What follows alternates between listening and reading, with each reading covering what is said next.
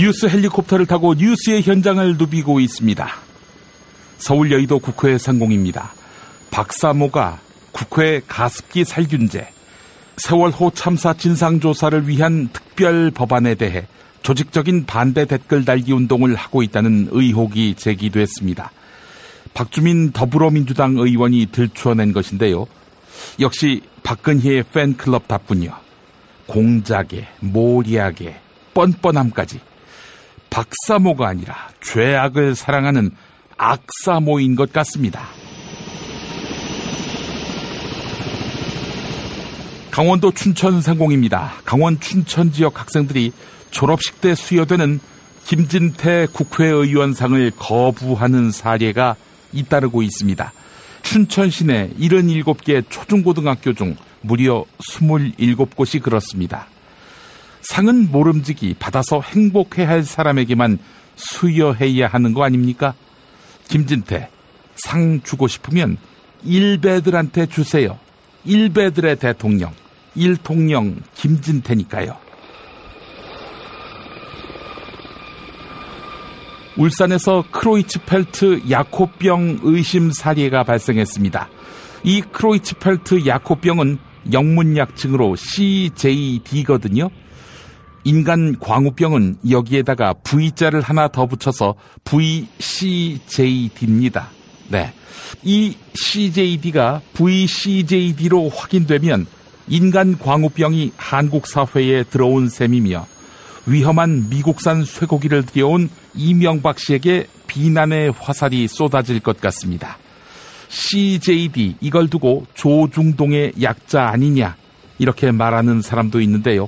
미국산 쇠고기의 위험성이 과장됐다던 조중동.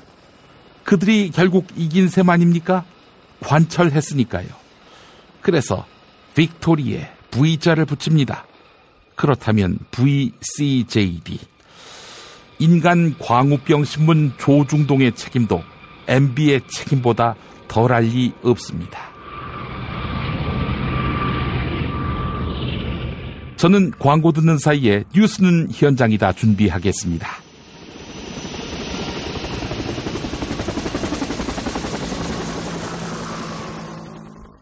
야, 근데 홍어가 진짜 그렇게 몸에 좋아? 아이 끝내준다니까. 근데 비싸지? 열나 싸고 열나 맛있는 홍어가 있다니까. 어디? 알싸한 홍어. 네이버 검색창에 알싸한 홍어를 검색하시고 1599-6456 전화 주문도 가능합니다.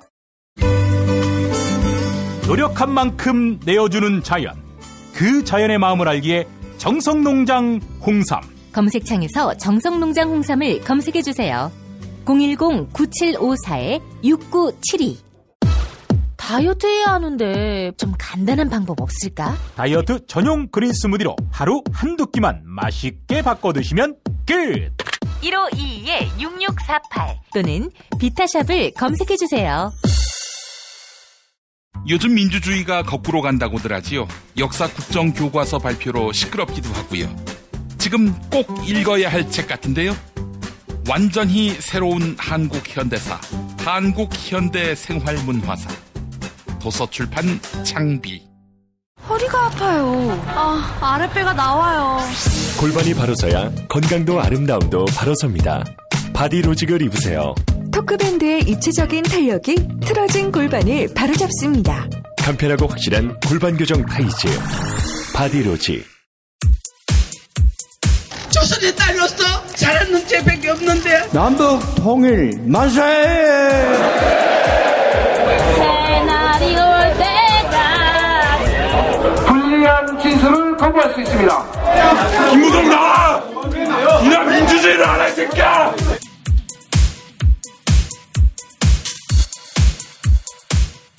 뉴스는 현장이다로 이어갑니다. 정유라가 덴마크 현지에서 체포됐지만 국내 송환 시기는 알 수 없는 상황입니다. 이에 더불어민주당 안민석 의원은 애초에 특검이 정유라 송환 작전을 준비했었다며 이번 체포에 아쉬움을 토로했는데요. MBC 라디오 신동호의 시선집중에 출연한 더불어민주당 안민석 의원 인터뷰 들어보시겠습니다.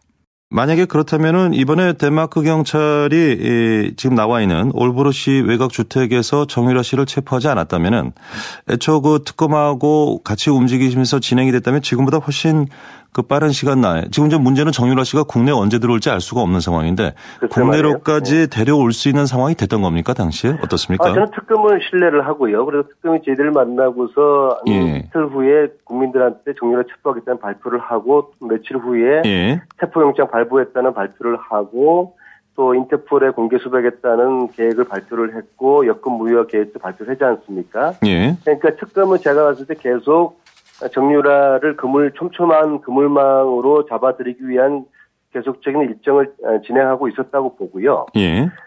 제가 볼 때는 아마 이번에 이런 식으로 체포가 되지 않았으면은 한국 특검하고 덴마크 경찰하고 완벽하게 어떤 사법 공조 체제가 구축된 정유라가 빠져나가지 못하는 촘촘한 그물망이 완성된 상태에서 체포하지 않았을까 그런 생각이 드는데 요거는 좀 특검 측의 한번 설명과 해명이 좀 필요할 것 같아요. 자, 그렇다면은 애초에 특검하고 이 촘촘하게 그물망을 짜가는 과정이었는데 이것이 이제 모 방송사 기자의 제보로 덴마크 현지 올브로시에 있는 정유라 씨 신병이 덴마크 경찰에 발각이 되면서 체포가 됨으로 해서 지금은 정유라 씨를 국내로 데려오는 문제가 좀 약간 애매해졌는데 이런 과정이 없었다라고 한다면 특검과 협력해서 바로 데려올 수 있었다. 이제 이런 아쉬움이 있다는 말씀이시군요. 제가 볼 때는 그 모 기자는 이제 특검 측의 이런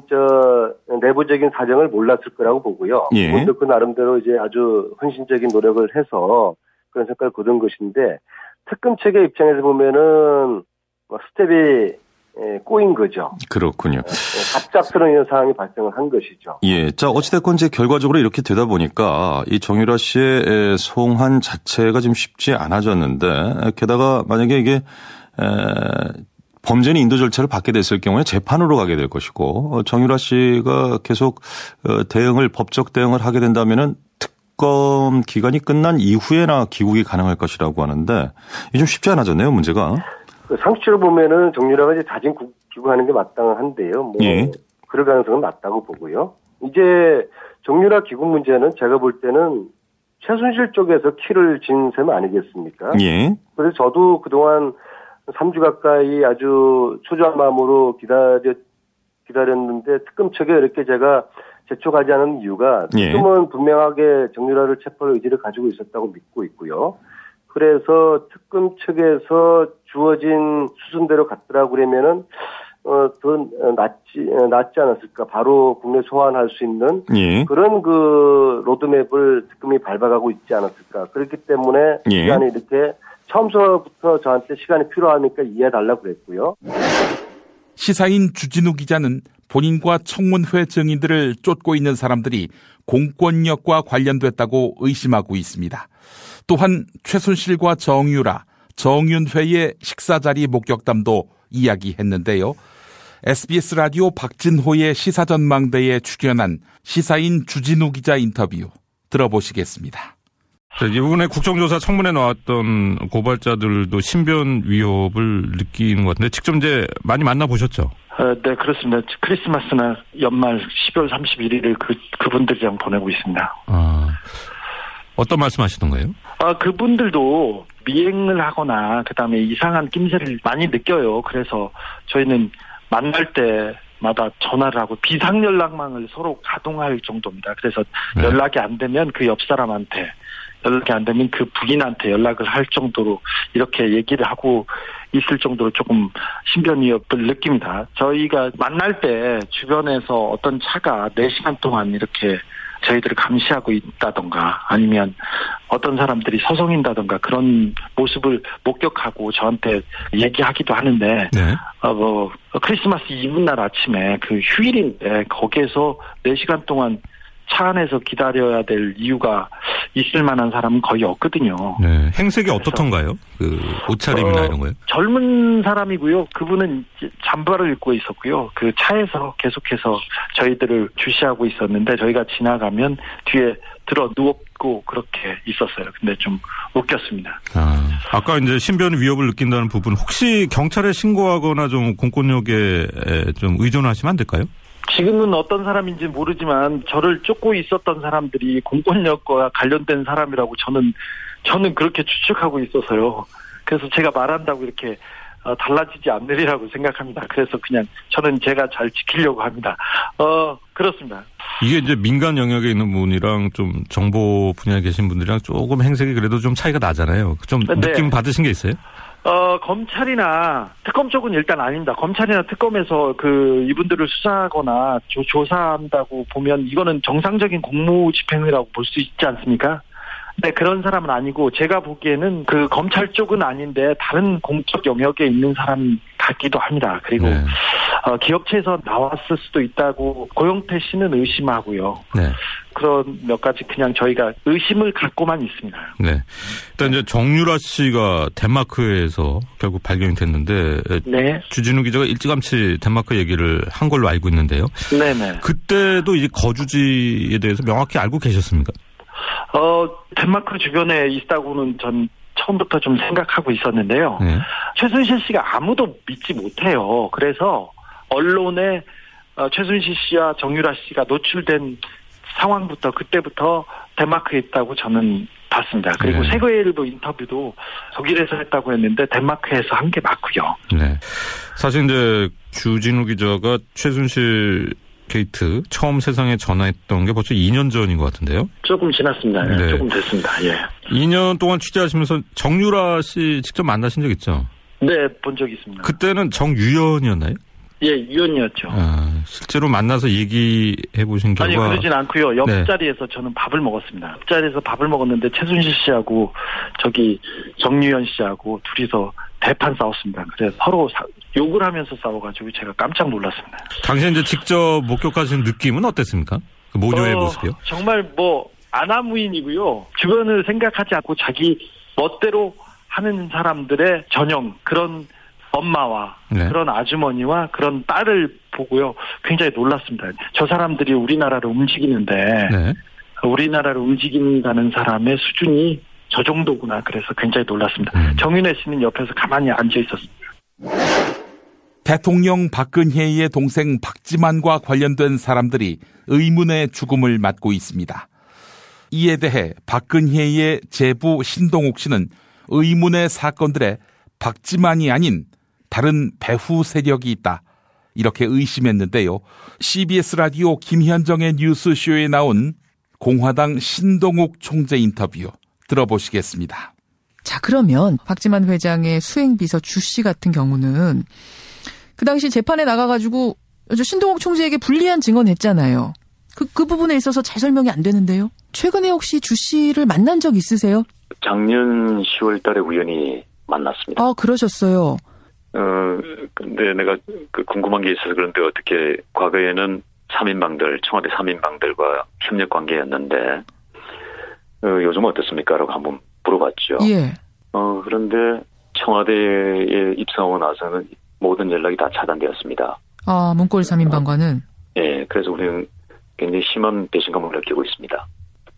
그렇게 얘기해서 제가 깜짝 놀랐죠. 근데 그것만으로는 주 씨가 뒤늦게 진실을 밝히려 하자 지금 뭔가 음해를 당했다라고 판단하기에는 조금 부족하지 않습니까? 근거가? 글쎄요, 전 그까지는 제가 저하고는 인연은 거기까지고요. 예. 그리고 이 사건과 어찌됐든 간에 정보를 가지고 있는 분들이 예. 전부 다 두려움에 떨고 있어요. 최순실 씨만 구속되어 있지 않느냐라고 얘기하더군요. 그게 무슨 말입니까? 최순실 씨만 구속되어 있지 않느냐? 아직도 그 세력이 살아있다는 거죠. 그러니 우리는 두렵고 무섭다. 누굴까요, 그러면? 최순실 씨만 구속되어 있지 않느냐라는 거는 그럼 누구를 더 얘기하는 걸까요? 박근혜 대통령은 아닙니다. 박지만 회장도 아닙니다. 예. 그까지만 말씀드리죠. 그리고 제가 박지만 회장 얘기 나온 김에 제가 이 방송을 통해서 공개적으로 예. 박지만 회장께는 제가 진심으로 용서를 구하고 사과의 말씀을 드려야 되겠습니다. 그건 무슨 말씀이세요? 지금 와서 새로운 증황 증거들이 나오고 했을 때 박지만 회장도 피해자다. 그러니까 박지만 회장을 내세워서 저와 이간질을 하려고 했고 예. 제가 제 판단의 실수로 인해서 예. 사실은 박지만 회장에게 큰 마음의 상처를 준 건 사실입니다. 그래서 이 방송을 통해서 새해에 박지만 회장께는 제가 진심으로 사과드리겠습니다. 미안합니다. 예. 그러면 박지만 회장이 아니라 다른 세력, 바로 그 세력이 이제와 생각하니 최 씨 일가일 거라고 생각하시는 거예요? 그렇지만 그것마저도 이제 장담할 수가 없다라는 거죠. 왜냐하면은 지금 제 주변에 있는 사건들은 상상 그 이상의 상상이지 않습니까? 아니 근데 실체가 없다 그러면 정말로 그냥 우연일 수 있는 거 아닙니까? 틀림없는 팩트 하나는 있죠. 뭔가요? 제가 피해를 봤다라는 건 팩트입니다. 예, 그렇죠. 그리고 미스테리한 사망 사건의 원인은 저라는 겁니다. 그래서 제가 마음이 많이 무겁고 힘듭니다. 알겠습니다. 그러면 혹시 신동욱 총재님, 신 총재도 어떤 신변의 위협을 느끼세요? 뭐 누가 미행한다든지 뭔가. 제 고향집에 나타났던 어문의 사람 2사람이었죠. 토요일 날. 언제 토요일이요? 작년 크리스마스 전후입니다. 그거 얼마 안 됐네요? 그럼요. 그렇게 해서 저희 집을 두리번두리번거리고 그분이 이야기를 나눈 대상자가 저희 형수인데 예. 제 형수인 줄 몰랐던 거죠, 그분은. 뭐라고 뭘 묻더랍니까? 그냥 집이 좋네요, 이러면서 여기 뭘 합니까? 아니 근데 그냥 관광객이 지나가다가 물어봤을 가능성은 없겠습니까? 저희 그 집은 관광객이 들어올 수 있는 공간입니다. 그런 곳이 아니란 말씀이에요. 그렇죠. 어떤 행색이었답니까? 글쎄 경찰이라고 얘기를 했는데 신분증을 달라니까 신분증을 주지 않다라고 얘기를 하더라고요. 그 말이 안 되죠. 경찰이라고 신분증을 줘야죠. 더불어민주당 소속 이재명 성남시장이 TV조선을 고소했습니다. TV조선이 악의적으로 본인에 대한 허위 사실을 유포한 데 따른 조치다, 이렇게 밝혔는데요. 어제 국회에서 있었던 더불어민주당 이재명 성남시장의 기자회견 들어보시겠습니다. 대한민국 70년 적폐 언론 권력 대선에서 손을 떼십시오. TV조선의 민주주의 파괴, 부당 선거 개입에 대해서 끝까지 응징할 것입니다. 대의민주주의가 제대로 작동하기 위한 기본은 정확한 정보의 전달입니다. 그렇기 때문에 공기인 언론이 추구해야 될 최우선의 가치는 정보의 정확성입니다. TV조선은 허위사실의 보도를 통해 유권자인 국민의 판단을 왜곡하고 이를 통해 정치적 타격을 가함으로써 부당하게 선거에 개입하고 있습니다. 마음의 병을 앓고 있는 저의 셋째 형님으로부터 지속적인 협박을 받아서 겁이 난 어머니가 보건소에 정신질환 여부의 확인을 위한 진단을 의뢰했고 성남보건소는 행정 절차로 형님의 정신질환 여부 확인 절차를 시작했습니다. 그러나 그 보건소가 성남시장 저의 관할이었기 때문에 정치적 문제가 생길 수도 있다는 의견으로 진단 절차는 더 이상 진행하지 않았습니다. 그런데 결국 그 형님은 어머니를 때려 입원시키는 폐륜을 저지르고 말았습니다.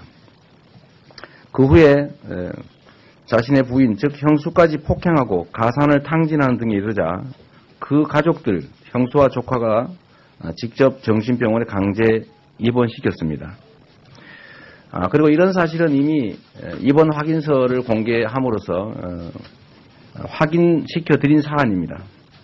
공직의 가장 중요한 덕목은 부정부패를 하지 않는 것입니다. 부당한 이권 개입, 인사청탁을 막기 위해서 형제의절이라는 가슴 아픈 일까지 겪으면서 지금에 이르렀습니다.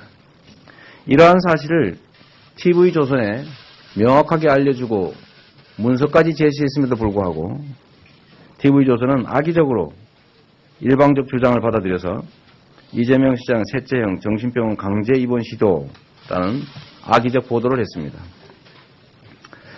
또 철거민 관련된 사안도 악의적 왜곡 보도를 했습니다.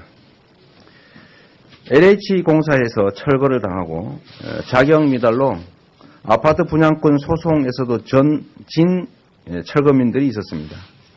그런데 그 철거민들이 엉뚱하게도 성남시장에게 불법적인 아파트 입주권 등의 이주 대책을 요구를 했습니다.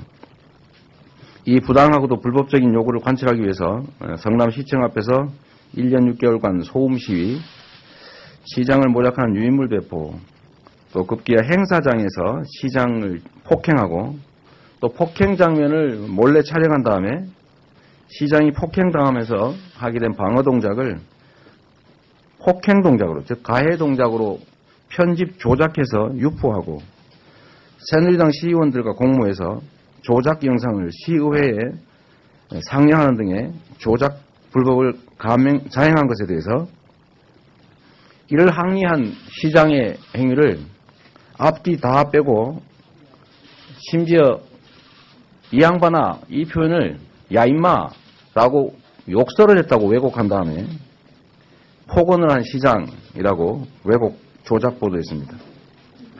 공정하게 권력을 행사하는 것 또한 공직자의 중요한 덕목입니다. 원칙을 무시하고 힘을 앞세워 부당하게 가해오는 부당한 요구들을 단 한 번도 들어준 일도 굴복한 일도 없었습니다. 그것이 바로 권력자, 권한을 가진 사람의 책임이기 때문입니다. 잘못된 행동에는 반드시 책임이 따르는 사회가 공정한 사회입니다. 국정을 농락한 대통령은 탄핵시키고 구속해야 되며 세금을 관리한 재벌 또한 재산을 몰수하고 구속해야 합니다. 민주주의를 파괴하고 부당하게 선거에 개입하려는 언론 또한 당연히 그에 합당한 처벌을 받아야 합니다. 2002년 노무현 대통령, 당시 대통령 경선 후보는 거대 언론에 대해서 경선에서 손을 떼라 라며 부당한 선거 개입에 정면으로 맞섰습니다. 지금 우리가 외쳐야 할 구호 역시 마찬가지입니다.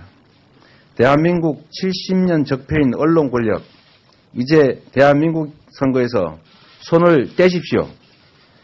TV조선에 대해 형사고소, 정정보도 요청, 손해배상 청구 등 할 수 있는 모든 조치를 다하겠습니다. 그래서 끝까지 응징하겠습니다. 이는 저 개인의 명예를 지키는 일임과 동시에 유권자들의 공정한 선택을 위한 일이며 무엇보다 공정한 대한민국을 건설하기 위한 적폐청산이라고 확신하기 때문입니다. 국회가 조윤선 문화체육관광부 장관을 청문회 위증 혐의로 고발했습니다.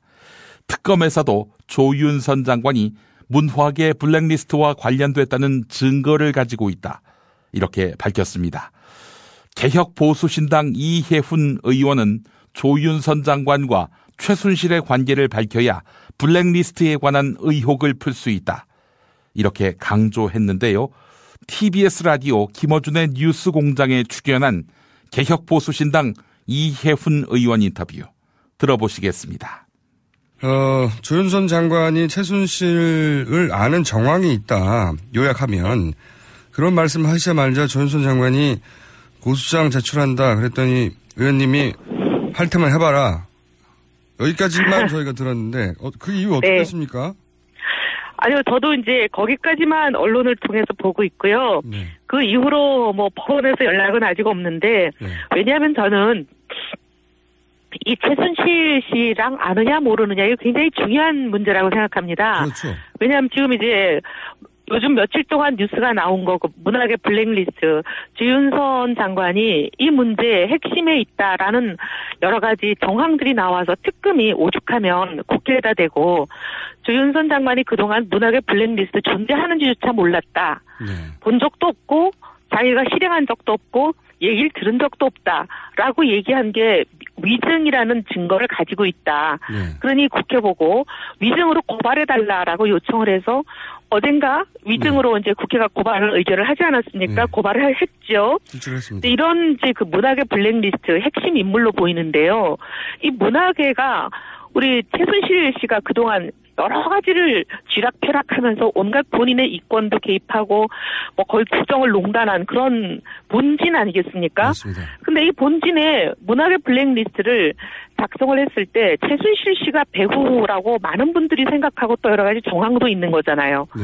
그러면 이것을 직접 작성했다고 의혹을 받고 있고, 또 문체부 정무수석이었을 당시 작성했다는 의혹, 또 문체부 장관으로 옮겨와서 이거를 실행하려고 했고, 또 지금 이제 특검이 얘기하는 것은 이 증거를 인멸하려고 파기 지시를 내렸다, 이런 증언을 확보했다는 거잖아요. 네. 직원들로부터. 그러니까 이런 여러 가지 모든 일련의 과정에 다 개입이 돼 있는 조윤선 장관과 최순실 씨가 어떤 관계에 있는지 이게 밝혀져야 문학의 블랙리스트의 모든 것이 온전히 밝혀지는 거 아니겠어요? 그러니까 이거 굉장히 중요한 문제인데 이 부분에 대해서도 이 조윤선 장관은 뭐든지 의혹만 제기되면 나는 본 적도 없고 들은 적도 없고 모른다 이거거든요. 근데 이번에 이제 문학의 블랙리스트도 보면은 여러 가지 증거가 나와서 특검이 고발하라고 했으니까 이 부분 최순실 씨의 관계가 명백히 규명이 돼야 된다고 생각합니다. 알겠고요. 이제 이거 이제 검찰이 조사를 해주겠죠. 처음에는 이제 의혹을 제기하니까 조윤선 장관이 고소한다라고 얘기를 하니까. 제 생각에는 드디어 이분이 고소를 나를 하면 검찰이 개입을 해서 수사를 하고 이 진실이 밝혀지겠구나 그런 기대를 가지고 있는데 그 사이에 이제 특검이 문학의 블랙리스트로 위증 고발을 하라고 해서 국회가 고발을 했으니 그 관련 조사를 하면서도 이런 부분이 조사가 되지 않을까 합니다. 새누리당 내부 상황이 아주 혼란스럽습니다. 친박계 맏형인 서청원 의원이 국회에서 기자회견을 열었는데요. 강력한 인적 청산 의지를 내비친 임명진 비상대책위원장에게 강하게 반발했는데요. 직접 들어보시겠습니다. 임 위원장은 지금 당장 당을 떠나야 합니다. 이유를 그가 제시한 인적 청산의 기준을 인용해서 말씀드리겠습니다. 첫째, 그분은 지난 4년간 당과 정부에서 요직을 차지하며 봉사는 하지 않고 특권을 누렸던 사람들 나가라고 말했습니다. 지금 그는 당의 비대위원장으로서 봉사하기보다는 권력을 남용하고 있습니다. 비대위를 구성해 합법적인 절차를 밟기보다 자신의 독단과 독선으로 당을 이끌고 있습니다. 이보다 더 큰 특권 의식이 어디 있습니까? 둘째, 지난 4.13 총선 패배의 책임을 이야기하며 당의 분열과 패권주의에 대한 책임을 묻겠다고 했습니다.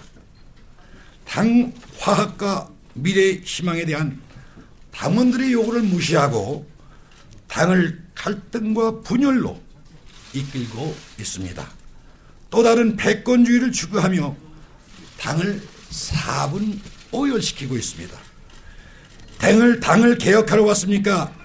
아니면 당을 파산시키러 왔습니까?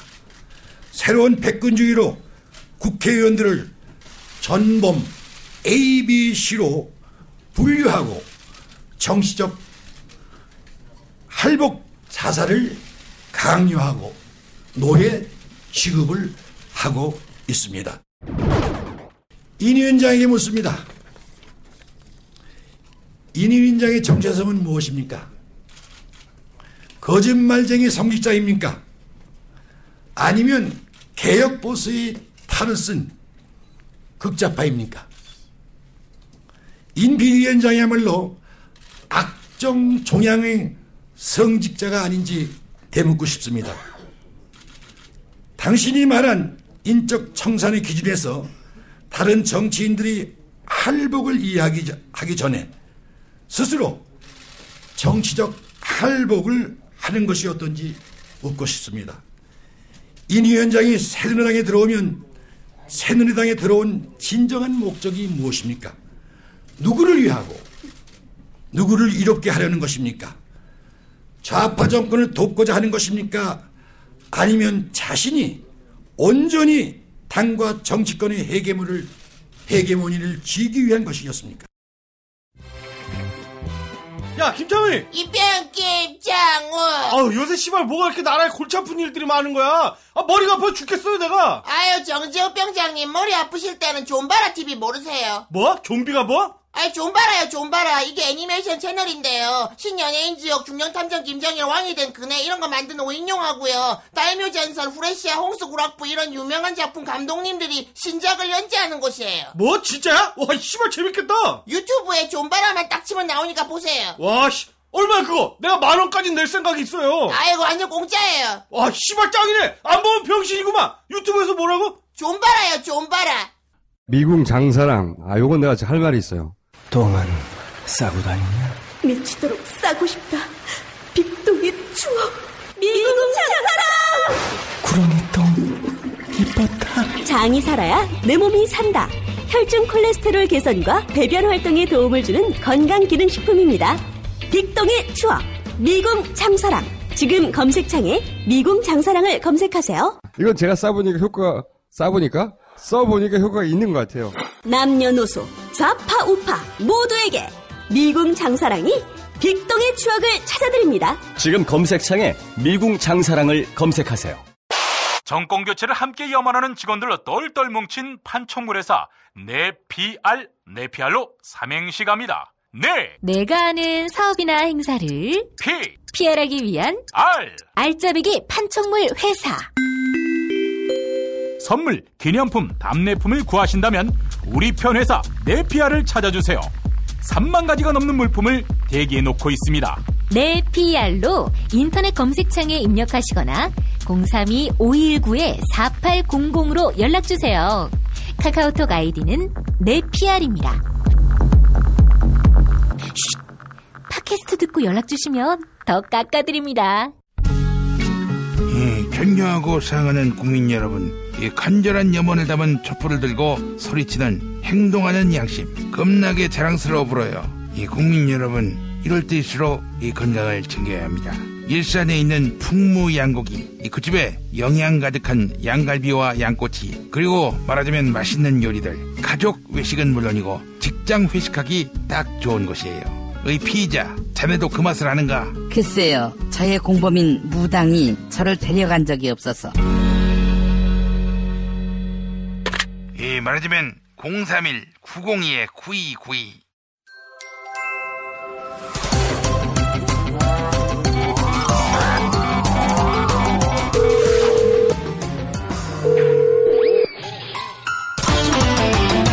안녕하십니까, 손혜원 씨입니다. 네, 김성회 보좌관 바꿔주십시오. 김성회 보좌관 만나는 날입니다. 김 보좌관님. 네, 안녕하세요. 예. 자, 요즘 뭐 민주당의 민주연구원에서 뭔 보고서를 하나 냈는데 이게 뭐 문재인 대통령 만들기를 위한 자기들만의 어떤 그런 보고서다. 뭐 도대체 이게 뭐가 문제인지 저는 잘 모르겠습니다만은 하여간 당 안팎에서 시끄럽습니다. 예, 좀 뭐 시끄럽게 됐고요. 예. 정상적인 절차를 밟아서 원장이 지시해서 이제 문서를 연구원에서 만드는 거고. 예. 그것을 이제 5명의 대선 후보들에게 배포했다는 거 아닙니까? 예, 예. 그렇게 했기 때문에 그게 무슨 뭐 친문 보고서다 이렇게 말하는 것은 제가 보기엔 좀 어폐가 있는 것 같고요. 예, 예. 그렇게 작성할 것 같았으면 그걸 왜 다른 대선 후보들에게 돌렸겠습니까? 그래서 저는 그렇게 보는 것은 좀 무리가 있다는 생각이고. 예, 예. 사안을 좀 너무 침소봉대하고 있지 않는가 하는 생각을 하지 않을 수 없습니다. 그리고 예. 결국 오늘 뭐 김영희 원장이 사표를 내는 것으로 책임을 지기로 했으니까요. 예. 그런 부분도 좀 같이 감안하셔야 될 것 같고요. 예. 아주 별 문제 아닌 것 같고요. 그리고 조선일보가 의외로 침묵하대요. 이 문제와 관련해. 특종은 동아일보에서 했는데 사실상 뭐 특종이라고 보기 어려웠고 다른 신문사들이 따라가기 좀 버거워하더라고요. 주제가. 뭐 이게 딱 뭐가 잡히는 게 아니라서. 예. 예, 몰래 보고서를 만들어서 문재인 캠프에 전달했다 이렇게 되면 문제가 되겠지만. 예. 그런 것은 아니었기 때문에. 그 조선일보가 사설에서는 지적을 했지만 뭐 사설이야 뭐 늘상 하는 행동이고 기사로서 정면으로 문제 제기하지 않는 거 봐서는 조선일보도 뭐 큰 문제가 아니다라고 보고 있는 것 같은데 우리가 뭐 조선일보 눈치를 볼 여지는 없습니다만은 자 어떻습니까? 지금 신년 여론조사 결과를 놓고 당내에서는 어떤 분석이 나오던가요? 뭐 문재인 후보가 승세를 많이 굳힌 상태라고 봐야 되는 것 같고요. 예. 당내 경선 그래도 뭐 이재명 시장이 빠지지 않고 버티고 있는 것도 저는 뭐 좋다고 생각하고. 예. 의외로 반기문은 이게 많이 주저앉았죠. 사람들이 보기에도 이쪽으로 갔다 저쪽으로 갔다 뭐 계속 누군가하고 연락을 하고 끊임없이 하고 있는데 기름장어라는 소문이 너무 크게 나서 그런 것들이 좀 마이너스 요인을 만들지 않았나 싶은 생각이고요. 예. 이제부터는 야당끼리 경쟁한다 생각하고 각 후보들이 좀 경제 문제 어떻게 책임질 것인지에 대해서 자기 비전들 좀 보여줘야 한다고 생각합니다. 예. 그 여론조사 보시면 개헌 이런 얘기 한 사람 10% 정도 수준이고요. 예. 50%는 먹고 사는 문제 얘기하고 있는 거거든요. 예, 예. 그렇다면 거기에 대해서 어떤 답을 내줄지를 가지고 이야기를 해야지. 예. 정치 공학적으로 이런 경선 구도에서는 내가 2등하니까 안 돼. 뭐 저런 경선 구도로 가야 돼. 이런 얘기들로 시간을 낭비하는 것은 예, 그건 지금 촛불 민심을 왜곡하고 있다라는 그런 말씀을 좀 드리고 싶습니다. 예. 저는 솔직히 이 여론조사를 보면서 이재명 성남시장이 2위로 치고 올라갔으면 좋겠다. 이렇게 얘기하면은 너 이 반문이지? 이재명이 결국 야당 주자가 되기를 바라는 거지? 이렇게 물어볼 사람들이 있을지는 모르겠습니다만은. 뭘 해도 왜곡해서 듣는 사람들은요. 예. 정말 좀 자제하셔야 되는 타이밍이라고 생각합니다. 예. 지금 보면 특히 문재인 지지자들과 이재명 지지자들 중에서 좀 너무 심하신 분들은 네. 본인들이 지지한 후보에게 무슨 도움이 되고 있는지에 대해서 다시 한번 좀 생각하셔야 된다는 말씀 꼭 드리고 싶습니다. 그런 객관적인 스스로의 정량 평가가 거의 불가능한 이런 사람들은 전 아무리 봐도 야당 지지자 같지 않아요. 어디 공작에 휘둘리고 있는 사람이 아닌가 싶은데 제가 이제 이재명 시장이 2위로 올라가야 한다라고 보는 이유는 뭐냐면요. 더불어민주당이 1등, 2등 이렇게 돼버리면요. 이제는 나머지는 전의를 상실하게 됩니다. 그런 의미에서 저는 다시 이야기해서 3위까지 박원순 시장이 4위까지 안희정 지사가 치고 올라온다면 5위까지 김부겸 의원이 치고 올라온다면은 이건 반기문이 나올 생각도 못할 것이다. 그러면 안희정 지사가 최근에 박원순 시장을 앞섰죠. 또 그렇게 됐군요. 어쨌든 제가 어느 후보가 1등, 2등, 3등, 4등 얘기하기보다는 여하간 4강을 더불어민주당 주자들이 이렇게 확고하게 뿌리 내린다면은 이 대선 구도는 더 이상 어떤 반전, 공작 이런 거는 생각도 못하지 않겠는가 하는 그런 믿음이 있습니다. 네, 그렇습니다. 저도 100% 동의하고요. 예. 당내 경선이 치열해질수록 야당이 건강해지는 것이기 때문에 야당 후보들이 좀 서로 각축하는 그런 장이 됐으면 하는 바람입니다. 예. 자, 그런 의미에서 지금 신년 여론조사는 물론 민심을 무겁게 받아들여야 하겠지만 야당으로서는 해볼 만한 싸움이다라는 자신감을 갖게 만들었는데, 자, 지금 야당 안에서 말이죠. 이 김종인 전 대표는 어떤 지금 의도를 갖고 있기에 이렇게 이해할 수 없는 그런 행보를 보이고 있는지 좀 가늠이 되십니까?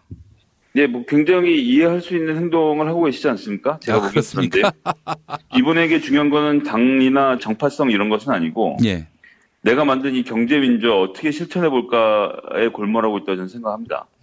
하여튼 누구가 됐든 내 경제민주화를 타이틀로 걸어준다면 내가 그 사람을 위해서 일하겠다라는 생각인 거고 그걸 가장 극명하게 보여줬던 게 박근혜 후보를 지지했던 것 아니겠습니까? 예. 근데 이제 문재인 후보가 자기가 원하는 만큼 의전을 안 해준다. 저는 이런 불만이 있는 것 같고요. 예. 그럼 내가 너 아니면 내가 딴 데 간다 그래서 또 얼마 전까지 또 이재명 시장을 또 칭송을 하시다가. 글쎄 말입니다. 최근엔 또 이 반기문 총장한테 또 옮겨가고 계시더라고요. 그래서 전 이게 정했다라고 생각하진 않지만 이 당은 말이죠. 더불어민주당. 이 60년 민주당의 역사는 그런 식으로 간단하게 마음에 들면 내 편, 안 들면 이렇게 버릴 수 있는 정당 아니라고 생각하고요. 그런 점에서 김종인 의원은 지금 현재는 여하튼 내가 죽기 전에 나의 꿈 경제민주화를 이루겠다. 그것을 위해서 나를 전면에 세워줄 사람이면 누구라고도 손을 잡겠다라는 생각하고 계시는 것 같습니다. 손혜원 의원이 아주 며칠 전에 강도 높게 질타를 하더군요.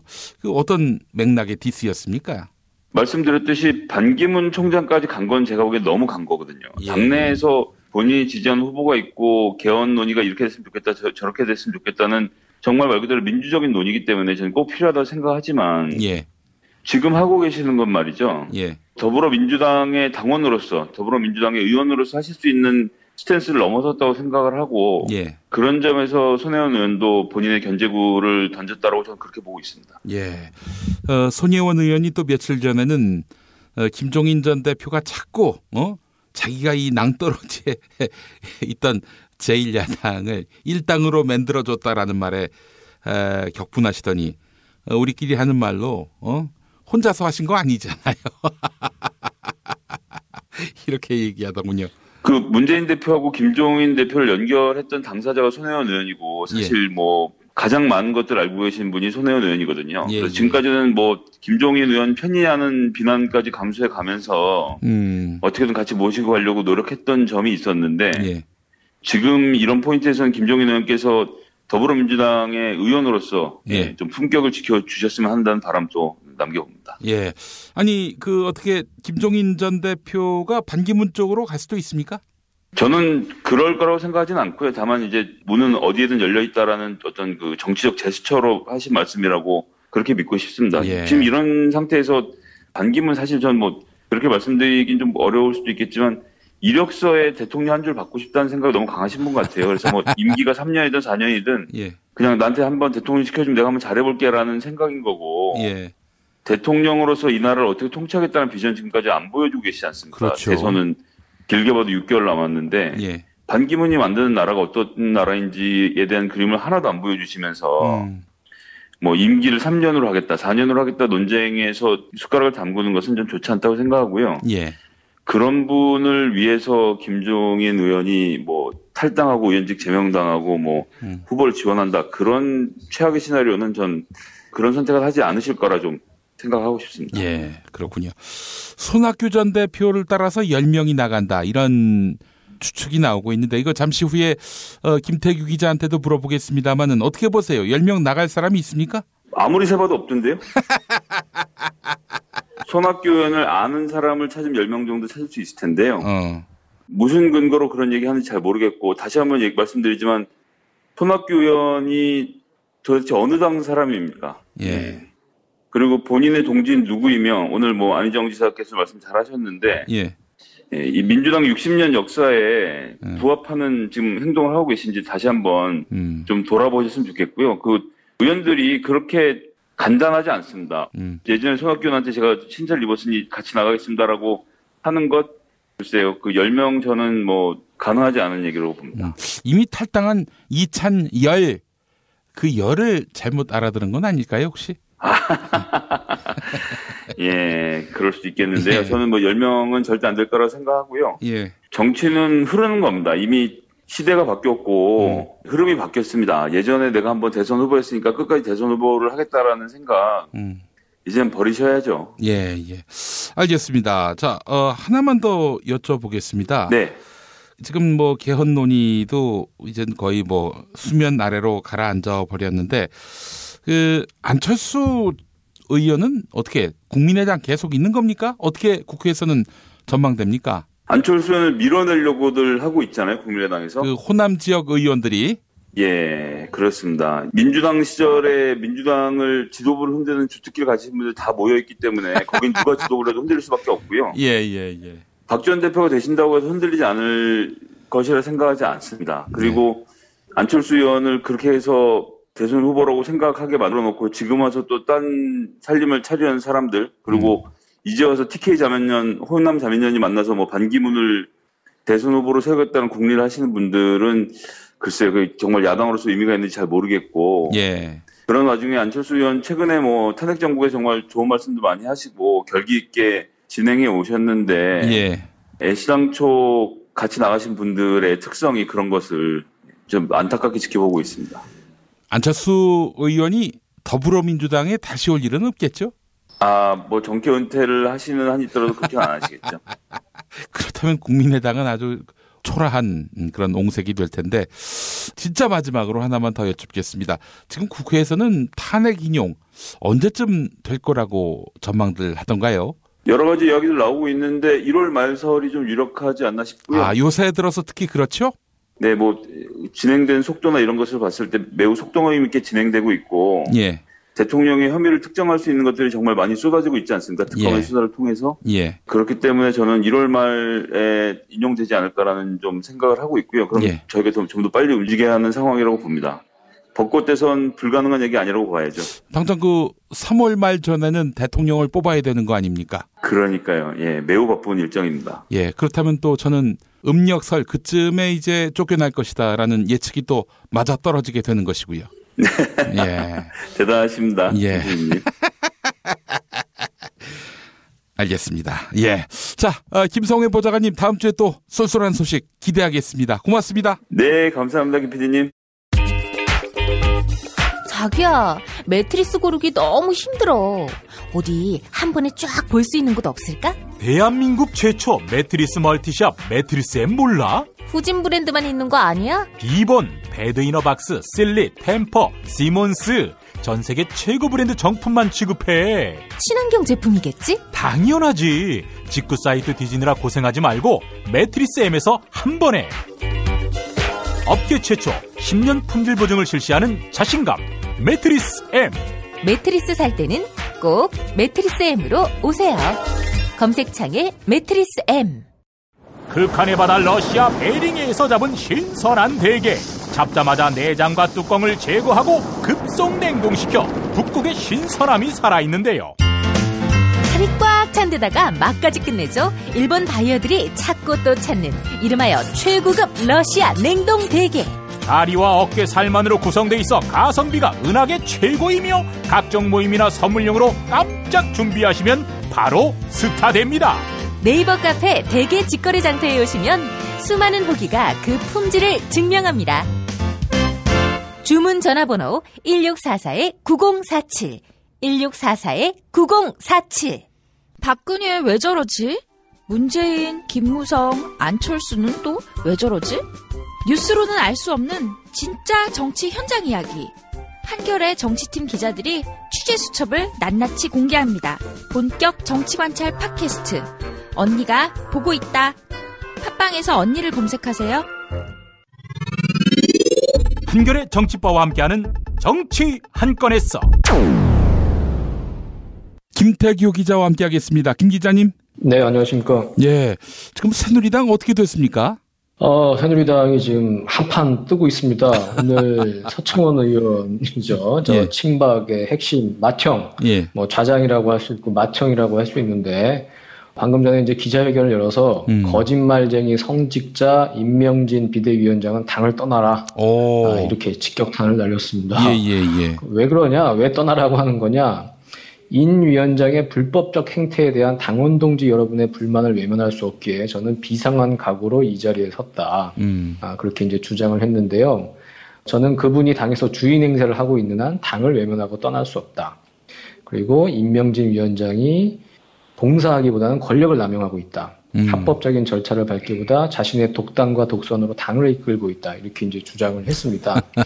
그러면서 지금 퇴직론을 잘 보면요. 그 이른바 색깔 퇴직론입니다. 어떤 얘기까지 나왔냐면 인민재판식 의원 줄 세우기는 과거에는 찾아볼 수도 없는 일이고 그리고 마치 김정은이 장성택을 처형하고 그의 일파를 숙청하며 공포정치를 통해 권력을 유지하는 듯한 행태는 대한민국에서는 결코 용납될 수 없다. 이렇게 색깔 퇴진론, 색깔 공세를 폈습니다. 그리고 계속 이제 물어봐요. 임명진 위원장의 정체가 뭐냐, 정체성이 뭐냐, 개혁 보수의 탈을 쓴 극좌파냐, 새누리당에 들어온 진정한 목적이 뭐냐, 좌파 집권을 돕고자 하는 것이냐, 이렇게 얘기를 했고요. 그러면서 그 광화문 애국 보수 집회에 임명진 위원장이 나가지 말라고 하고 있고, 그리고 탈당 위임계도 제출하라 이렇게 압박을 하고 있다. 이런 것들이 다 인민재판식 줄세우기다. 이렇게 이제 비판을 했고요. 일단은 서청원 의원은 임명진 위원장이 대표적으로 꼽고 있는 탈당 이제 리스트에 올라 있는 사람 아니겠습니까? 넘버원이죠. 넘버 2가 이제 최경환이고, 근데 이제 이렇게 이제 버티고 있는 것은 본인은 당을 위한다고 얘기를 하고 있지만은 일단은 자신의 거취, 자신의 이익에 이제 매달리는 것 같고요.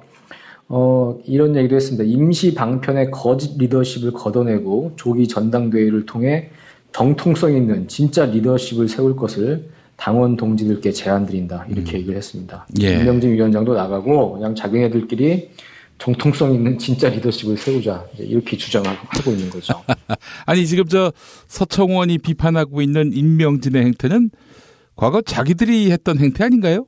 네, 당에서 무슨 개혁이나 쇄신이나 이런 거 있을 때, 특히 공천 때 이럴 때 항상 칼을 휘두르고 피바람이 불고 그런 거 늘상 있었던 일 아니겠습니까?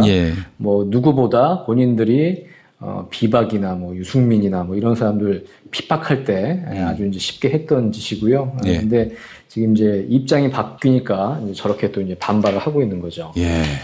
정말 역지사지가 안 되는 사람들은 말 그대로 철면피인 거죠. 예. 근데 지금 그러면 새누리당이 어떻게 갈 것이냐, 친박이 지금 똘똘 뭉쳐서 임명진 위원장의 반격을 가하고 결국 임명진 위원장이 그러면 당을 나가는 것이냐. 예. 꼭 지금 그런 상황은 아닌 것 같습니다. 예. 오늘 당장 친박의 어떤 핵심 또 이제 그 중진이라고 할 수 있는 정가윤 의원, 예. 전 국회 부의장이죠. 5선인데 오늘 탈당을 선언했습니다.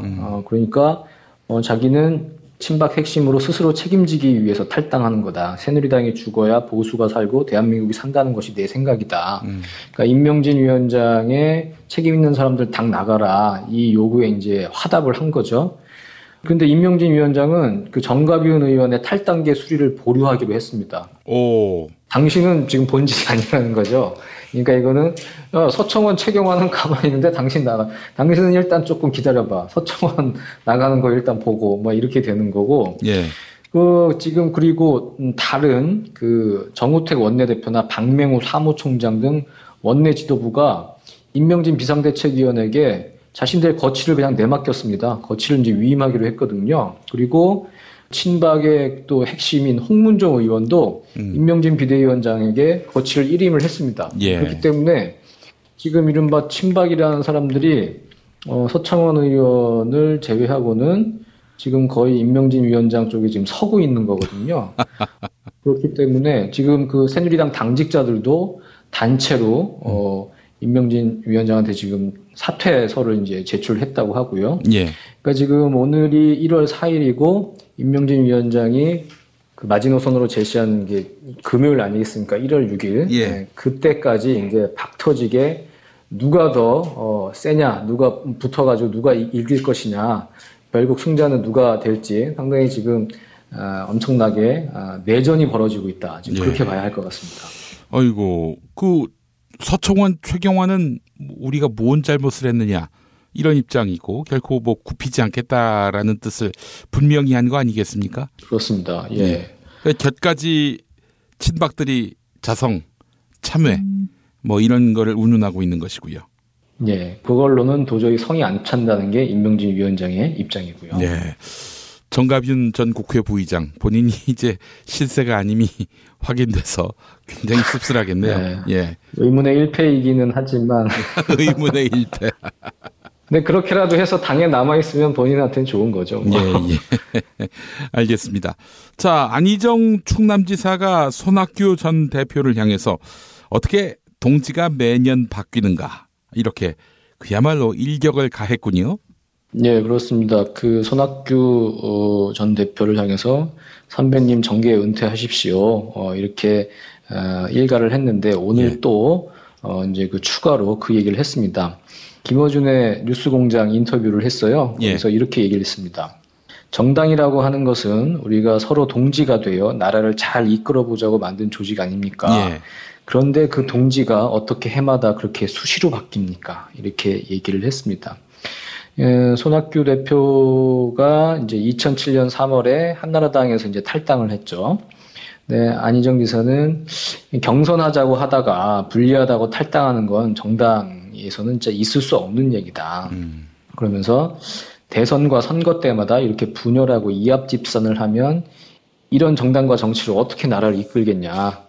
선배님들 좀 그러지 마십시오. 후배로서 말씀을 드린 것이고 손학규 대표님만 내가 비난하는 게 아니다. 대한민국 모든 정치가 그렇게 가고 있다 하면서 이제 3당 합당의 어떤 원죄를 지적을 했습니다. 1990년에 김영삼 대통령이 만들어 놓은 3당 야합 때문에 그 뒤부터는 이런 이합집산이나 철새 정치인들의 행태가 부국의 결단이 되어버렸다. 이렇게 이제 비판을 했고요. 김어준 씨가 인터뷰를 하면서 그런 얘기를 했어요. 안희정 지사한테. 이제 좀 성장판이 열리는 느낌이다. 그런 얘기를 했고, 정말 요즘 이렇게 좀 초정리 광천수 같은 얘기들을 지금 많이들 하고 있는데요. 안희정 지사는 이제 그 반기문 전 유엔 사무총장한테 이제 호감을 보이고 있는 김종인 전 대표한테도 이제 쓴소리를 했습니다. 우리 사회 대선배님들께서 다시 원점으로 돌아가서 정당 정치의 원칙, 함께 동지로서 한 당을 하고 있다는 원칙을 좀 지켜줬으면 좋겠다. 자당의 소속 후보들이 있는데 왜 다른 데 가서 그러는지 모르겠다. 서로 언행을 조심해달라. 이렇게 요청을 했습니다. 예. 아주 사이다 같은 발언입니다. 네. 그런데 그런 발언을 굳이 그 김어준의 뉴스 공장에 나가서 할 필요가 있었는지 하는 의문은 드는군요. 기자회견을 한다든지. 아시죠? 농담인 거. 예. 어쨌든 이런 일격에 손학규 전 대표는 상당히 불쾌하겠어요. 예, 뭐 상당히 불쾌하고 있고 이제 측근 인사 이찬열 의원이라든지 이런 분들은 상당히 이제 반발을 하고 있죠. 이게 또 안희정 지사도 친문 패권주의자로서 이제 저런 얘기를 하고 있는 거다. 상당히 뭐 예의가 없다, 품격이 없다, 뭐 이렇게 이제 얘기를 하고 있는데, 솔직히 뭐 안희정 지사가 뭐 틀린 말을 한 건 아니지 않습니까? 예. 이제 원칙에 이제 입각해서 한 말이니까, 예, 그건 뭐 국민들이 이제 판단하실 것 같습니다. 아니 그 손학규 따라서 10명이 탈당한다. 이거 어떻게 확인이 됐습니까? 그거는 뭐 저희 정치 현장에서는 예, 그렇게까지는 아닌 걸로 지금 그렇게 보고 있고요. 예. 결국은 손학규 개가 민주당 안에 있는 건 사실입니다. 정말로 넓게 이제 손을 꼽으면 한 10여 명 정도가 되고 그 사람들은 이제 지칭을 한 것 같은데 과연 그분들이 손학규 전 대표를 따라서 당을 나갈 것이냐, 이건 이제 전혀 다른 문제인 것이죠. 그렇죠. 지금 민주당의 당 지지율이 최고를 이제 구가하고 있고, 문재인이라는 강력한 대선 후보가 있고, 그렇게 민주당의 구심력이 강력하게 작용하고 있는 상황에서 지지율 2%인 손학규를 따라 나간다? 그거는 사실은 정말 합리적인 선택은 아니거든요. 예. 그래서 10여 명은 그거는 말이 안 되는 거고요. 만약에 정말로 있다면 한 2-3명 정도 가능하지 않을까, 예, 지금 그렇게 보고 있습니다. 저는 한 명도 없을 거라고 보고요. 한나라당 탈당을 할 때도 따라 나선 사람이 아무도 없었습니다. 현역 의원 중에서. 예. 그때 뭐 사실 정문헌, 뭐 박종희 이런 분들이 이제 개보원이었는데, 예, 한 분도 따라 나서지 않았죠. 예. 그래서 시베리아 벌판에 혼자 서신 그런 일이 있었고요. 예. 자, 개혁 보수신당 당명 공모를 했는데 공모한 글들 중에서 마음에 안 든다고 삭제를 한 모양이죠? 예, 그렇습니다. 1월 1일 이제 새해 첫날에 그 페북에 당명을 공모합니다. 그런 이제 포스팅을 올렸습니다. 그래서 이제 댓글 형식으로 당명을 이제 공모를 하는 것이었는데 거기에 달린 어떤 욕설 뭐 이런 댓글을 이제 지웠다고 그래요. 예. 그게 이제 확인이 돼서 이제 그 누리꾼들이 이제 항의를 했고 오늘 오전에 정병국 창당준비위원장이 사과를 했습니다. 창당 과정에서 철저하게 객관적으로 투명하게 운영한다고 공언했는데 저희가 좋지 않은 댓글을 달았다고 해서 삭제했다. 정말로 사죄한다. 앞으로 이런 일이 없도록 하겠다며 자리에서 일어나서 이제 고개를 숙였습니다. 해프닝이기도 하고 어찌 보면 지금의 뭐 비박당, 이 개혁보수신당이 새누리당의 실패, 박근혜 정권의 실패에도 어쨌든 책임이 있고 그런 어떤 국민들의 분노 그런 게 이제 여실히 이제 드러나는 댓글인데 그 부분에 대해서 이렇게 대응을 했다는 것 자체가 이제 미숙한 것이고 그 디지털 정당 추진팀장이 이학재 의원인데요. 이렇게 설명을 했습니다. 장난이라든지 욕설이라든지 실제로 더 많이 있었다. 근데 실무자가 내부 토론을 거치지 않고 딱 한 명 삭제한 건데 욕설이 너무 심해서 이제 삭제했고 그래서 그런 문제가 발생했다. 이렇게 이제 해명을 했는데요. 제가 이제 들어가서 실제로 어떤 댓글들이 달리고 있는지 쭉 봤습니다. 오늘 오전까지 한 2,300여 개 이제 댓글이 달렸는데 지금 이제 더 많이 달렸겠죠. 댓글을 보면 뭐 바른보수당, 한국보수당, 혁신보수당 뭐 이런 이제 진지한 댓글도 있는데 뭐 이런 댓글들이 훨씬 많습니다. 뭐 박근혜 내란 공범당 그리고 다시 새누리 합칠당, 자괴감이 든당, 근혜보다 낫당, 바꿔도 똑같당, 이제 안 속는당. 그리고 이제 유승민을 이제 비꼬아서 무승민당, 뭐 안변한당, 뭐 숟가락 얹었당, 그리고 뭐 납골당도 있고요. 숭구리당당, 숭당당도 있고. 네, 저는 이게 제일 재밌었는데 뭐냐면 따뜻한 아이스 아메리카노당도 있었습니다. 그러니까 그 자신들이 이제 따뜻한 보수를 이제 표방을 하는데 당신들 이거 자체가 무슨 아니냐 지금까지 해왔던 것과 그걸 아주 그냥 상징적으로 강력하게 표현한 게 따뜻한 아이스 아메리카노당이 아닌가 싶은데요. 어쨌든 이건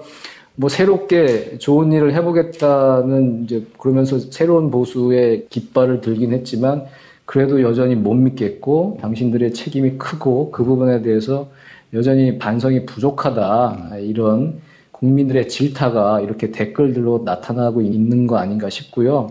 어쨌든 개혁보수신당은 오늘 사과를 하긴 했지만 그런 부분 유념해서 더 철저하게 반성하고 일을 해야 할 것 같습니다. 뭐 댓글 지운 걸로 사과하는 당의 모습을 보면은 굉장히 그 이미지가 좋아 보일 것 같지만은 댓글 삭제 그 이상의 나쁜 짓들을 친 이명박계였을 당시 이명박 정권에서 했던 그분들 아닙니까? 뭐 민간인 사찰하고요. 대선 개입 사건도 있었고요. 국정원과 국군 기무사 그런 게 다 있었죠. 그런 거는 사과 안 하고 댓글 삭제만 사과하는 선택적 사과. 진정성이 있나 싶네요. 어쨌든 뭐 고개를 숙였으니까 앞으로 정말로 그런 마음으로 해 나가는지 그리고 여기도 있지만은 다시 새누리 합칠당 뭐 이렇게 있는데 정말로 그런 방향으로 결국 그렇게 가는지 똑똑히 지켜봐야 할 것 같습니다. 여하간 이 개혁보수신당 진짜 그런 열린 정당을 만들고 싶다면은 야당 체험을 제대로 하고 해도 해야 되지 않겠는가 이런 생각이 드네요. 그 야당 체험 강추입니다. 강추. 반성했다고 하면서 그 말 한마디로 또 여당한다면은 반성하네요, 절대. 야당을 강추합니다. 자, 김태규 기자님 말씀 잘 들었습니다. 감사합니다. 정말 맛있다. 이 말 한마디면 모든 게 설명됩니다. 30년 전통, 자연의 이로움을 담은 김치, 이담채 김치. 1544-4586 1544-4586 술자리 많은 요즘 3차까지 달린 당신을 위한 필수품 전창걸의 새싹 땅콩차 이제 속쓰림은 잊으세요. 070-8635-1288 070-8635-1288 참치의 맛은 좋은 참치가 좌우합니다. 구이동 대양 참치가 그렇습니다. 무한 리필에 더한 무한 감동 직접 경험해보세요. 구이동 대양 참치 02-455-8087 닭갈비 이젠 전혀 새로운 맛을 경험하세요. 킹 닭갈비 일반 맛, 짜장 맛, 파스타 맛까지 11번가 옥션, 지마켓, 스토어팜에서 킹 닭갈비를 검색하세요. 소아비스랩닷컴에서 12월 15일 베이비 전용 제품을 출시합니다. 소아비스 화장품 홈페이지를 방문해서 베이비 제품 체험단 참여 이벤트를 클릭해주세요. 민감성, 아토피성 피부에도 효과적인 소아비스 베이비 제품을 보내드립니다. 뉴스가 쉽다. 뉴스가 즐겁다. 뉴스가 알차다. 왜냐고요? 김용민 브리핑이니까요.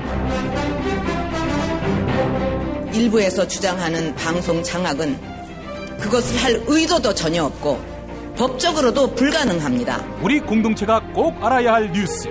여러분의 뉴스 보좌관 김용민이 챙겨드립니다.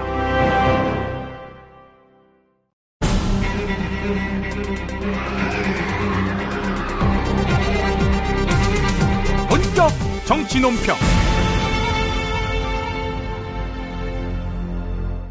수요일의 남자 안진걸 참여연대 사무처장 만나겠습니다. 안진걸 처장님. 예, 고맙습니다. 안녕하세요. 새해 복 많이 받으십시오. 새해 복 많이 받으십시오. 우리 청취자 여러분들 새해 복 많이 받으시기 바랍니다. 우리 안진걸 처장님이 복 많이 받으시면 우리 국민들이 복 많이 받는 셈이 됩니다. 촛불 집회를 그동안 주도해 오셨으니까. 아니, 저는 항상 제가 주도한 게 아니고 우리 청취자 여러분들과 국민들께서 주도를 하셨는데 잘 모이고 안전하게 하실 수 있도록 도움을 드렸다 이렇게 생각해 주십시오.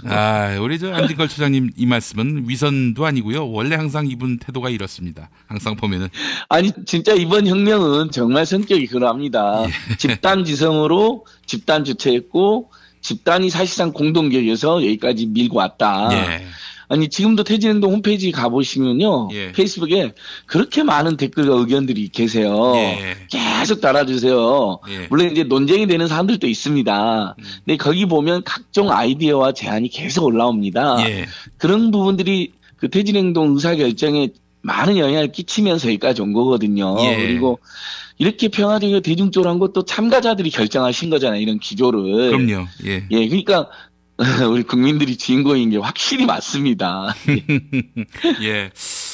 이 기조가 이제 계속 이어져서 탄핵 인용까지 간다면은 이건 뭐 정말 혁명이 완수되는 셈인데 확실한 완수는 역시 정권 교체일 테고요. 예. 예, 맞습니다. 예. 예. 자, 지난 12월 31일 대회 많이 모였어요. 저도 저기 동아일보 쪽 앞에서 이제 아스팔트에 자리를 깔고 앉아가지고 신대철 씨 공연까지 쭉 봤습니다만은. 예. 예. 뭐 지난주 대회에서는 시민 자유 발언도 아주 많았고요. 예. 그 다음에 뭐 공연에서는 역시 신대철 전인권 선생님 공연이 최고였는데. 예.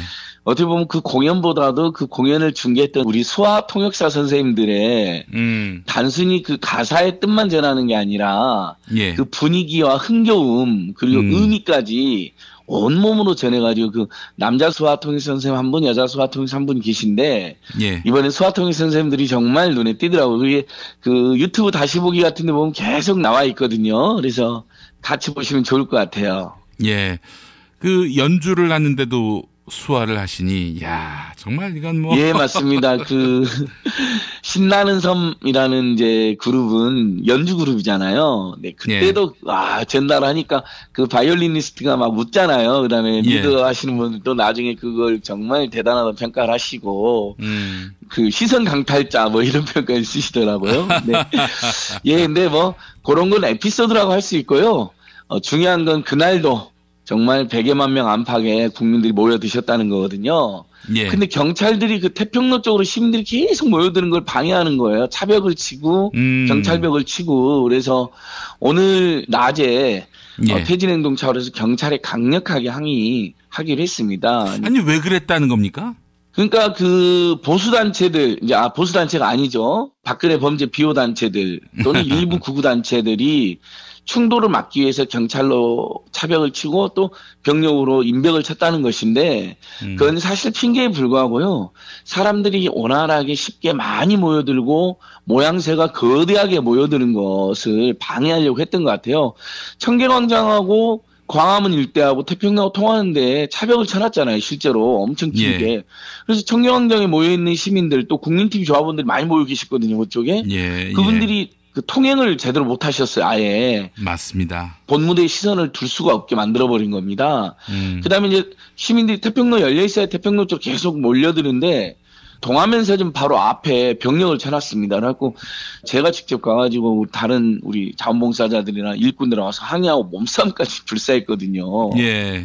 또 우리 시민들이 대단한 게 몸싸움을 하지 말자고 평화적인 기조를 유지하자. 근데 이것은 안 된다. 예외적으로 좀 공간 확보가 된다 해서 약간만 아주 뭐 찰나적인 그 마찰 일부 있었습니다만 이런 식으로 꼼수로 집회를 방해하고 시민들이 편안하게 안정적으로 모이는 걸 방해하는 건 있을 수 없는 일입니다. 그래서 제가 이 부분에 대해서는 고발이라든지 강력하게 대응해 나갈 예정입니다. 예, 그렇군요. 이거 참 황교안의 그 어떤 그림자가 보여서 말이죠. 맞습니다. 원래 그 경북북역 사거리라든지 광화문 대로변 행진을 서울경찰청장이 보장하겠다 했다가 그 다음날 바로 우병우가 내리꽂았다는 이철성 경찰청장이 그것을 거절한 적이 있었거든요. 그래서 제가 소송한 적이 있었는데 지난 12월 달에 그때 황교안이 질책을 했다는 게 지금 의혹으로 제기되고 있잖아요. 여기저기서 증언이 나오고 서울경찰청장이 당시 정말 바보가 됐습니다. 기자회견까지 했는데 갑자기 그 다음날 본청 경찰청장이 무슨 소리냐 전면 금지한다 이렇게 나온 적이 있었거든요. 그래가지고 이상하다. 왜 서울경찰청장이 저렇게 바보가 됐을까. 담당 서울경찰청장이 기자회견까지 했는데 그걸 뒤집겨 싣지 않았을 텐데 이게 경찰 내부의 분석이었거든요. 알고 봤더니 황교안이 개입했다 이런 거잖아요. 청와대랑. 똑같죠. 야, 왜 이렇게 집회를 마음 놓고 편안하게 하게 해주냐라고 청와대랑 황교안이 개입했을 가능성이 높습니다. 그러면서 괴롭히고 차벽을 너무 많이 칩니다. 실제로 그 광화문광장하고 세종로 청사에 있는 데는 사람이 정말 빽빽해갖고 오고갈 수도 없는 상황이었거든요. 그러니까 그게 차벽이 있어서 더더욱 그렇게 됩니다. 그러니까 굉장히 위험하고 답답한 상황을 만드는 거죠. 그리고 저희가 그 레이저를 쏘잖아요. 세종로 정부 종합청사 사옥에 그랬더니 그거 썼더니 정부정차에서 지난주, 이번주 계속 항의하는 겁니다. 지난주 이렇게. 사실 실정법 위반이 아니에요. 전혀 무슨 재물생계라든지 뭐 절도하는 게 아니잖아요. 그냥 공공 건물에 국민들이 외치고 싶은 민심을 레이저 빔으로 표현한 것 뿐인데 아마 총리실 쪽에서 그것 좀 못하게 하면 안 되겠냐. 경찰들한테 당부한 모양입니다. 명령을 내렸거나. 근데 경찰이 그걸 어떻게 강제로 막을 수가 있나요? 합법적인 집회에서, 평화적인 집회에서 무대에서 쏘거든요, 그것을요, 무대 쪽에서. 그러니까 본인들이 불법적으로 막을 방법도 없고, 물리적으로 막을 방법도 없습니다. 그러니까는 경찰들이 자꾸 막 직간접적으로 연락을 해가지고, 그것 좀 다른 방향으로 쏘면 안 되겠냐. 근데 그것도, 황교안 총리의 의중이 작용했다고 봐야 되겠죠. 그러니까, 어떻게 하면 국민들의 뜻을 받들 생각을 하지 않고, 여전히 범죄자 박근혜와 황교안 총리가 지금도 국민들을 괴롭히는데 여념이 없다. 그래서 저희들이 이번 주에도 더더욱 많이 모여서 더 큰 분노를 보여줘야 된다. 이렇게 호소를 드리고 있는 것입니다. 예, 그렇군요. 사실은 이제 이른바 그 박근혜 비호단체들의 집회는 자기들이 만들어낼 수 있잖아요. 어떤 식으로? 아, 그럼요. 예, 그분들 김영환 비목록이 보면 나오잖아요. 이제 비목록이라고 하지 않기로 했죠. 공식 업무일지니까 사실상. 업무일지는 증거 능력도 있는 겁니다. 그 업무일지 보면 나오잖아요. 뭐 우병우 팀, 보수단체 동원 뭐 이런 식으로 나오잖아요. 그러니까 실제로 그 업무일지도 그게 나오고 실행이 됐었고요. 수차례. 그다음에 청와대하고 어버이날하고 정경련합 게이트도 실행이 다 됐잖아요. 돈까지 오고 왔지 않습니까? 그러니까 박사모나 극우 친박단체들도 다 그들과 교감하에 지시하에 움직인다고 보는 게 맞을 것 같고 더 심각한 것은 몇 주 전부터 이 극우단체 박근혜 범죄 비호단체 참가자들이 군대에 일어나라 쿠데타를 일으켜라 뭐 이런 식으로 내란 선동을 하고 있다는 것입니다. 그러니까 그 집회 현장을 오고 가다가 그걸 보고 깜짝 놀라서 제보해주고 분노하신 시민들이 아주 많습니다. 일부 언론에서도 중립적으로 이렇게 양쪽을 다 보도하는 그런 기계적으로 보도하는 그런 문제가 있잖아요.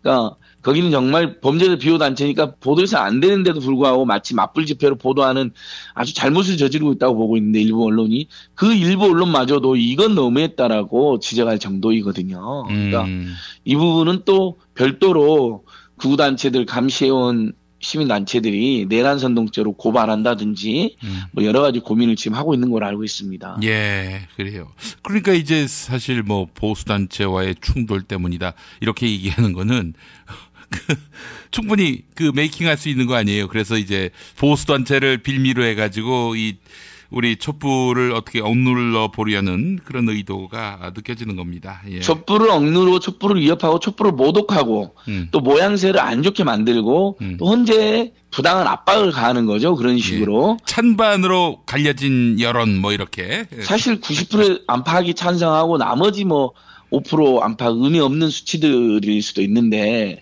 거기서 이제 반대하거나 사실 여론조사에서는 반대하는 여론이 일부 잡힌다는데 실제 행동에 나선 사람은 정말 극소수 중에 극소수 극우 친박 세력들인데 그거 가지고 계속 침소봉대하는 전략을 쓰는 거죠. 그러니까 박근혜가 1월 1일 날 보여준 모습이 막가는 모습이잖아요.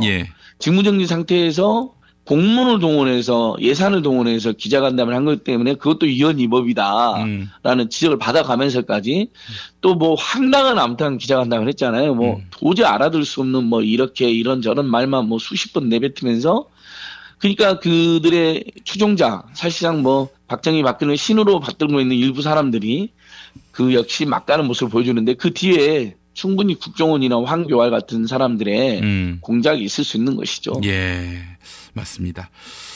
자, 1월 7일 아주 특별한 날을 앞둔 그런 토요일 아니겠습니까? 예, 맞습니다. 아이고 조금 침착하게 말씀드릴 수밖에 없는데 1월 9일이 우리 세월호 참사 1000일입니다. 아이고. 우리 국민들은 그 2014년 4월 16일을 영원히 도저히 잊지 못하고 있고 그게 언제 벌어진 일인지 잘 알고 있고 그날 그 참사는 아무런 어떻게 보면 관련이 없이 그냥 그 일상에 파묻혀 살던 분들도 실시간으로 어떻게 보면 뉴스를 보고 안타까워하고 내가 뭐 했는지 기억하는 분들이 많습니다.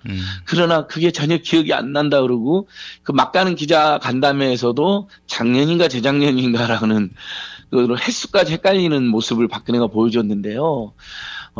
우리는 잊지 못하고 있죠. 그래서 그 세월호 참사 1000일을 맞이해서 다 같이 추모하고 행동하고 진실을 촉구하고 박근혜 퇴진을 촉구하자 해서 1월 7일 날은 세월호 참사 1000일 추모하고 이렇게 결합해서 4시부터는 추모 콘서트도 하고 또 5시부터는 세월호 참사 진상규명을 요구해온 분들과 공동 집회도 하고 그리고 이제 본 집회도 한 5시 반에서 6시쯤에 시작해서 행진은 또 한 7시에서 7시 반에 시작하는. 그러니까 요즘 이제 날이 계속 추워지니까 밤 늦게 하기가 굉장히 좀 어렵습니다. 예. 국민들께 아무리 분노와 열정에 차서 수십만 수백만이 광장으로 오신다 하더라도 저희들이 밤 늦게까지 추위를 감당하자 이렇게 말씀드리기가 좀 곤란하고 또 많은 시민들께서 매주 열심히 하자라고 제안하지만 조금 시간을 앞당기자는 여론이 많아가지고요. 예. 전체적으로 추모 행사도 앞당기고 퇴진행동 본행사도 좀 앞당겨서 진행이 되는데 뭐 똑같이 그날도 오후 1시나 2시부터 곳곳에서 사전 행사가 뭐 20개, 30개 정도 진행이 되고요. 예. 그리고 이제 4시부터 세월호 참사 1000일 추모 콘서트로 사실상 본 대회가 시작된다. 그래서 저녁에 나오시는 게 부담이 되시면 이렇게 낮에 일찌감치 나오셔서 같이 해주시면 되고요. 또 어떤 분들은 낮에 일하다가 저녁에 7시, 8시쯤 오시는 분들도 많아요. 이렇게 저희들이 서울시 지하철 통계를 보니까 의외로 6시, 7시 때 많이 오시더라고요. 그 이유가 이제 낮에는 일하거나 뭐 또 집안일 하고 이른 저녁을 먹고 나오시는 분들 또는 보통 약속 잡을 때 토요일날 7시, 8시 이렇게 잡는 분들 많잖아요. 밖에서. 그때 집회장에서 모여서 집회하다가 행진하다가 모임으로 가는 분들이 많이 있는 것 같습니다. 예. 이건 우리 시민들 이 촛불의 그 기저에 세월호가 있지 않습니까? 맞습니다. 세월호에 대한 분노, 세월호 진상규명을 은폐 공작 조작한 자들 그리고 그 이른바 세월호 7시간 청와대 앞에서 1인 시도 못하겠습니다. 그거에 대해서는 얼마나 재발이 저렸으면 도둑이. 맞습니다. 세상에 세월호 7시간 진상을 밝혀라. 흔하디 흔한 구호 아닙니까? 이 땅에서. 누구나 들 수 있는 거. 청와대 앞에서 1인 시를 못하겠어서 가족들이 가로막히고 오열하고 쓰러지고 그랬었거든요. 계속. 참여연대가 했던 탄핵, 퇴진, 하야. 이 세 단어만 있어도 1인시 못하게 했던 거하고 큰 문제가 됐었죠. 그러니까 얼마나 이 자들이 도둑이 재발 저린 자들인지 이제 헌재가 정말 1월 안에 끝장 내줘야 됩니다. 그래서 헌재 조기 탄핵을 촉구하는 곳곳에서 행동, 1인시, 기자회견, 항의 방문, 의견서, 응원 보내기, 엽서 보내기가 계속되고 있습니다. 막가는 박근혜가 버티기로 작정했다는 건 이번에도 1월 1일 날도 드러났잖아요. 그리고 그들의 그 비이성적인 비호 단체들까지 준동을 지금 하고 있는 거기 때문에 헌재의 상황을 조기에 종료시켜줘야 된다. 우리 국민들, 우리나라 너무 고통스럽고 혼란하다. 더 이상 길어져서는 안 된다. 이런 강력한 촉구와 간절한 호소를 동시에 계속해서 보내야겠습니다. 그래서 1월 7일 날이 더더욱이나 중요합니다. 매주 토요일이 매번 중요하다고 말씀드려서 좀 항성하기도 하지만요.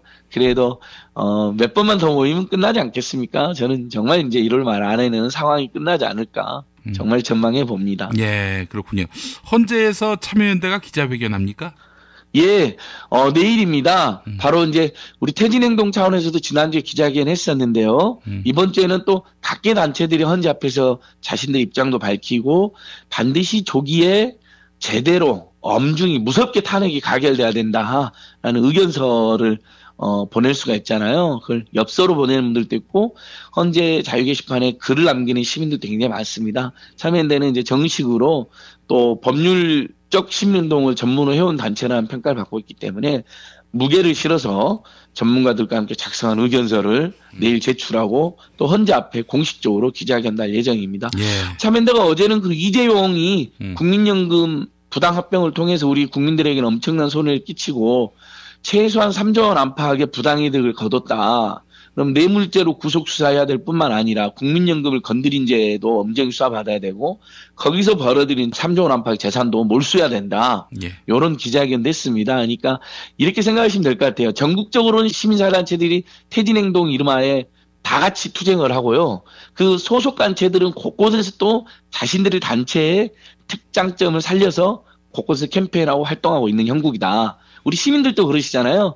토요일 날은 전부 다 광화문으로 또 자기 지역에 살고 있는 광장으로 나가시고 평일은 이렇게 촛불 집회 나오신 분도 있지만은 이제 생업에 종사하느라고 못 나오신 분들도 있고 또 온라인이나 오프라인 같은 데서 다정다양한 활동을 하고 계시거든요. 아마 이게 지금 전 국민의 삶의 단면이 아닌가 싶습니다. 예, 이거 참 우리 촛불 민심이 정말 우리 체제 근간을 흔드는 대변혁을 추동하고 있다 이런 생각이 드니까 너무나 참 마음이 뿌듯해집니다. 예, 맞습니다. 자, 참여연대가 신년 기자회견 열었고요. 올 한해 그 시민사회들이 참 할 일이 많죠? 예, 맞습니다. 이제 박근혜 정권 퇴진은 기정사실로 해도 됩니다. 하지만 방심해서 안 되기 때문에 1월 7일, 14일, 20일 거대하게 모여주자는 호소를 드리는 것인데요. 그럼에도 불구하고 승리는 결정적이다로 저희들은 믿고 있고요. 그러면 이제 대선 준비도 해야 되고 적폐도 청산하고 특히 지금 1월 임시국회가 열리면 시급한 또 민생 입법들, 개혁 입법들 많습니다. 선거연령 18세로 인하하는 거, 전월세 상한제 하는 거 이런 거 급하잖아요. 그다음에 중소기업, 중소상공인들의 적합업종을 재벌 대기업 특혜, 독점으로 또 보호하는 법들 이런 법들도 급합니다. 그래서 그런 것들에 대한 논의도 서서히 저희들이 병행하고 있다 보시면 될 것 같고 그렇게 해서 결국은 정권 교체로 또 정권이 교체됐는데 확실히 다른 정책이 전개될 수 있도록 아주 입체적이고 치밀하게 준비하는 것들 그러니까 서민 중산층 비정규직 청년 이른바 우리 일하는 노동자 서민 중소상공인들이 잘 먹고 살 수 있는 그런 나라를 위한 각종 정책 민주주의는 아주 풍성하게 민생은 아주 꼼꼼하게 이런 정책들을 제시하고 관철시키기 위한 2017년 한 해 내내 그런 활동이 아주 치열하게 전개될 것으로 보고 있습니다. 예, 올 한해도 고생 많이 하시고요. 그렇게 해서 다 같이 기쁨의 그 열매를 거두는 그런 올 봄이 됐으면 좋겠습니다. 예. 예, 추수할 때가 이렇게 겨울이 아니라 봄으로 앞당겨지니까 하여간 모두가 바빠졌습니다. 예. 예, 맞습니다.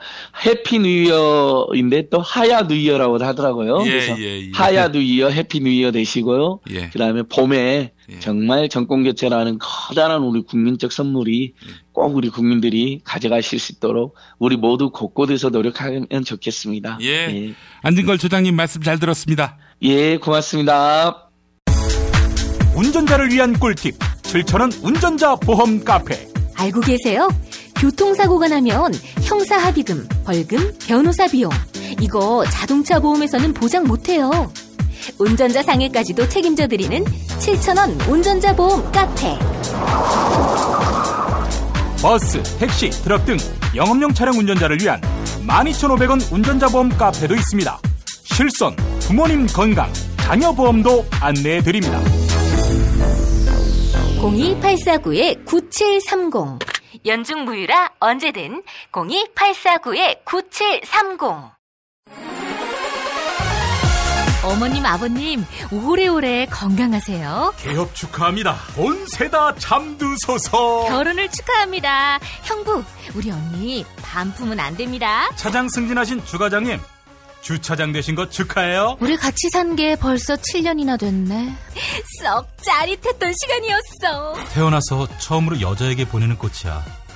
너랑 닮은 꽃. 생일 축하해. 사랑과 축하, 위로가 있는 곳에 좋은 사람과 플라워. 1566-0263 1566-0263입니다. 지금처럼 사는 게 싫습니까? 전복을 원하십니까? 그렇다면 와우 전복을 드십시오. 와우! 전복을 먹으면 입맛 잃고 무기력했던 삶이 전복되고 시름시름하던 몸 상태가 전복됩니다. 답답하십니까? 전복하세요. 100% 완도에서 잡은 전복 중에 전복. 와우 전복. 한 번 맛보면 또 찾게 되는 와우 전복. 네이버에서 와우 전복, 전화번호는 010-2443-0818.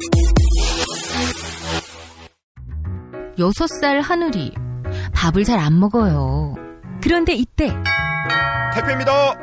연지연 곰탕이 배달됐어요. 직접 도끼로 팬 장작불 위에 한우 사골과 도가니를 가마솥에 한가득 넣고 24시간 끓인 진구. 연지연 곰탕이 하늘이 입에 들어가는 순간 맛있다. 엄마 한 그릇 더 주세요. 조미료 같은 첨가물이 전혀 들어가지 않아 엄마의 기쁨은 더하답니다. 7팩 이상 무료 배송합니다. 주문 전화는 010-7252-1114 010-7252-1114. 김용민 브리핑과 함께하는 브리핑 대리운전 1522-9687 1522-9687. 수익금 일부는 김용민 브리핑 드라마 악인 열전 제작비로 쓰입니다. 박근혜가 구속되면 1회 공짜 이용이 가능한 대리운전 브리핑 대리운전. 브리핑 대리운전 번호 잊지 않으셨죠? 1522-9687 1522-9687. 저는 오늘로 대통령직을 사퇴합니다. 오늘을 읽는 책, 문학평론가인 국민대학교 국문학과 정선태 교수와 함께합니다. 정선태 교수님과 만나겠습니다. 교수님. 네, 안녕하세요. 예. 자, 교수님 오늘 어떤 책 소개해 주시겠습니까? 네, 오늘은 출판 얘기 좀 해보겠습니다. 아, 예. 요즘 송인이라고, 저는 이 출판 계통을 잘 몰라서 이거 어떤 문제가 야기된 것인지, 그리고 이것 때문에 낭패 보신 출판업자들이 상당히 많던데 어떤 낭패인지 그 개념이 잘 안 섭니다. 네, 우리 아침에 김용민 브리핑에서도 잠깐 언급을 하던데요. 예. 한국의 대표적인 서적 도매상들이 있습니다. 예. 북센이나 송인서적, 출판협동조합 이런 게 있는데요. 대부분의 독자들이 책을 구입하는 경로는 크게 보면 두 가지입니다. 하나는 대형 서점, 인터넷 서점이나 대형 서점들이 있겠죠. 교보나 영풍 이런 것처럼. 그리고 또 하나는 중소 서점이 있잖아요. 요즘에 마을 서점 운동이 확산되고 있는 추세인 것 같은데. 근데 출판사에서 책을 만들어내면은 대형 서점은 바로 출판사에서 책을 가져다가 독자들에게 판매를 합니다. 근데 중소 서점들이나 이 마을 서점들은 작은 서점들이죠. 도매상을 거쳐서 책을 공급받아서 독자들에게 판매를 하죠. 그런데 이 도매상이 부도가 나서 망해버리면 중소 서점들은 책을 공급받을 통로가 막혀버리는 거예요. 그러니까 출판사는 대형 서점이 아니면은 이제 중소 서점으로 나아갈 책들을 보낼 수가 없는 거죠. 그러니까 중소 서점이 문을 닫게 될 테고 계속해서 또 출판사도 판로가 막혀버리니까 안정적으로 책을 공급할 수가 없게 되겠죠. 그러니까 이중 삼중적으로 출판 생태계가 거의 괴멸에 처할 것이라는 결정적인 징후로서 송인서적 부도가 지금 이 언론에 오르내리는 것 같습니다. 그렇다면은 이게 한 회사의 부도로만 보기에는 뭔가 좀 문제가 구조적이다 이런 지적도 있던데요. 네, 맞습니다. 그러니까 송인서적 한 그 도매상의 이 부도로 끝날 게 아니라 1차적으로는 이제 출판사가 판매를 안정적으로 못할 테니까 중소 출판사들이 이제 아직도 정말 어려운 상황에 처해 있는데 이 출판사들이 계속 문을 닫아야 할 테고요. 또 중소 서점들도 마찬가지일 겁니다. 그러다 보면은 이제 전체적인 출판 메커니즘 자체가 파괴되는 그런 형국에 이를 것으로 보입니다. 출판업이야말로 제가 보기에는 정말 문화의 인프라인데 어떤 지식을 생산하고 공급하는 중요한 통로일 수밖에 없는데, 그러니까 어떤 정신세계의 생각들을 흐르는 하나의 SOC를 할 수 있겠죠. 이런 판로가 막혀버리면서 길이 막혀버린 거죠. 그러다 보니까 이제 출판계나 서점계나 몰락할 수밖에 없고, 그러다 보면 독자들이 책을 쉽게 접할 수 있는 가능성이 점점 더 좁아지겠죠. 아이고, 참 큰 일이 난 것인데요. 네, 이게 사실 만만치 않은 일입니다. 어음 50억을 못 막아서 부도가 났다 그러는데, 큰 돈이라면 크고 적은 돈이면 적은 돈인데, 이 정도로 우리가 출판계에 대한 관심이 무뎌가는 걸 반증하는 사례가 되겠죠. 자, 오늘 어떤 책 그럼 교수님 소개해 주시겠습니까? 그래서 이와 관련해서 스티븐 로저 피셔라는 사람이 쓴 읽기의 역사라는 대단히 매혹적인 책 하나 소개하고자 합니다. 읽기의 역사. 예. 네, 그렇습니다. 여기 부제가 나는 읽을 때 살아있음을 느낀다. 라고 딱 적혀 있는데요. 사실 뭐 읽기란 책만 있는 건 아니죠. 예. 파피루스부터 시작해서 요즘에 종이 그리고 이북까지 이페이퍼라고 그러는데 뭐 다양한 읽기의 그 매체들이 있긴 한데 그 가장 전통적이고 가장 역사적인 게 책이잖아요. 예. 특히 텍스트의 물질성 이런 표현을 쓰는데 책을 만졌을 때 오는 감각들 여기에 그 책 한 권에 깃들여 있는 그 사연들이 오롯하게 우리의 감각과 교류할 때 그 느낌들이 있습니다. 예. 문명사를 주도해온 이 책이 기로에 서 있는 것 같습니다. 예. 이 스티븐 로저 피셔의 읽기의 역사는 그야말로 그 읽기의 역사를 동서양을 망라하면서 쭉 보여줍니다. 기본적으로는. 예. 읽기야말로 인간들의 가장 아름다운 그 유희 중에 하나라고 얘기를 하고요. 예. 이를테면 이렇습니다. 읽기가 정신에 미치는 영향은 음악이 영혼에 미치는 영향과 같다라고 얘기를 해요. 예. 그러면서 읽기는 도전이기도 하면서 또 힘이기도 하고 우리를 매혹시키고 풍요롭게 하기도 하죠. 그래서 우리 잘 알겠지만은 좋은 책 하나 읽고 나면은 마음이 뿌듯해지고 환희를 느끼고 새로운 생각을 하게 되고 그냥 몰랐던 사람을 만났다는 전혀 몰랐던 생각을 만났다는 전혀 몰랐던 역사를 마주했다는 그 기쁨들이 있죠. 예. 그리고 뇌의 사유의 깊이가 더욱더 심오하면서 더 많은 다른 생각들을 할 수 있는 가능성이 열리는 것이기도 하죠. 예. 근데 우리 한국 사회에서는 언젠가 한번 말씀드렸던 걸로 기억하는데 독서 인구가 점점 감소하고 있고요. 예. 통계를 간략하게 보면 이 독서율이란 한 명이 1년에 한 권 읽는 비율입니다. 그러니까 한 권이라도 읽으면은 그 독서율이 포함되는 거죠. 예. 성인 독서율이 2015년 통계로 65%라고 그럽니다. 예. 그러니까 10명 중에 7명 가까이만 읽고 3명은 1년에 한 권도 안 읽는다는 얘기죠. 예. 그러니까 상당히 낮은 수준이죠. 그러다 보니까 뭐 출판 시장이 어려워지는 것 같기도 한데 사실 여기서 얘기하듯이 이 저자가 슬로건처럼 내세워 놓는 게 이런 거예요. 살려면 읽어라. 구스타프 플로베르가 얘기한 건데 그리고 사무엘 존슨이라는 사람이 얘기한 유명한 말이 있습니다. 사무엘 존슨은 셀프 헬프, 그 자조론이라는 책으로 유명한 그 에세이스트이자 사상가인데요. 예.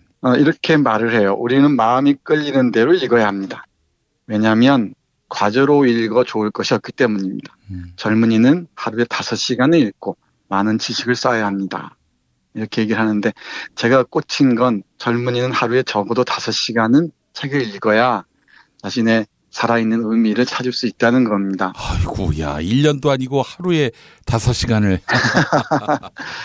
근데 요즘 우리 젊은이들에게 대학생들도 그렇습니다만은 5시간 동안 독서할 시간이 뭐 주어지지가 않죠. 그렇습니다. 예, 그 정도로 각박한 세상에 살고 있습니다. 그런데 대학생도 그럴진데 직장에 다니거나 이런 사람들이야 뭐 말할 것도 없겠죠. 물론 뭐 책을 사랑하고 책 읽기를 사랑하는 사람들이 적지 않을 줄 압니다만은 그럼에도 이렇게 책을 읽을 수 있는 바람직한 문화적, 비적 환경은 점점 더 열악해지는 것 같습니다. 정말 읽기 역사는 책 자체가 매혹적이에요. 아마 책 읽기 좋아하시는 분이나 제가 듣기로는 이 마을에서 책 읽기를 하는 그 동아리들이 아주 많아지고 있다고 들었는데요. 예.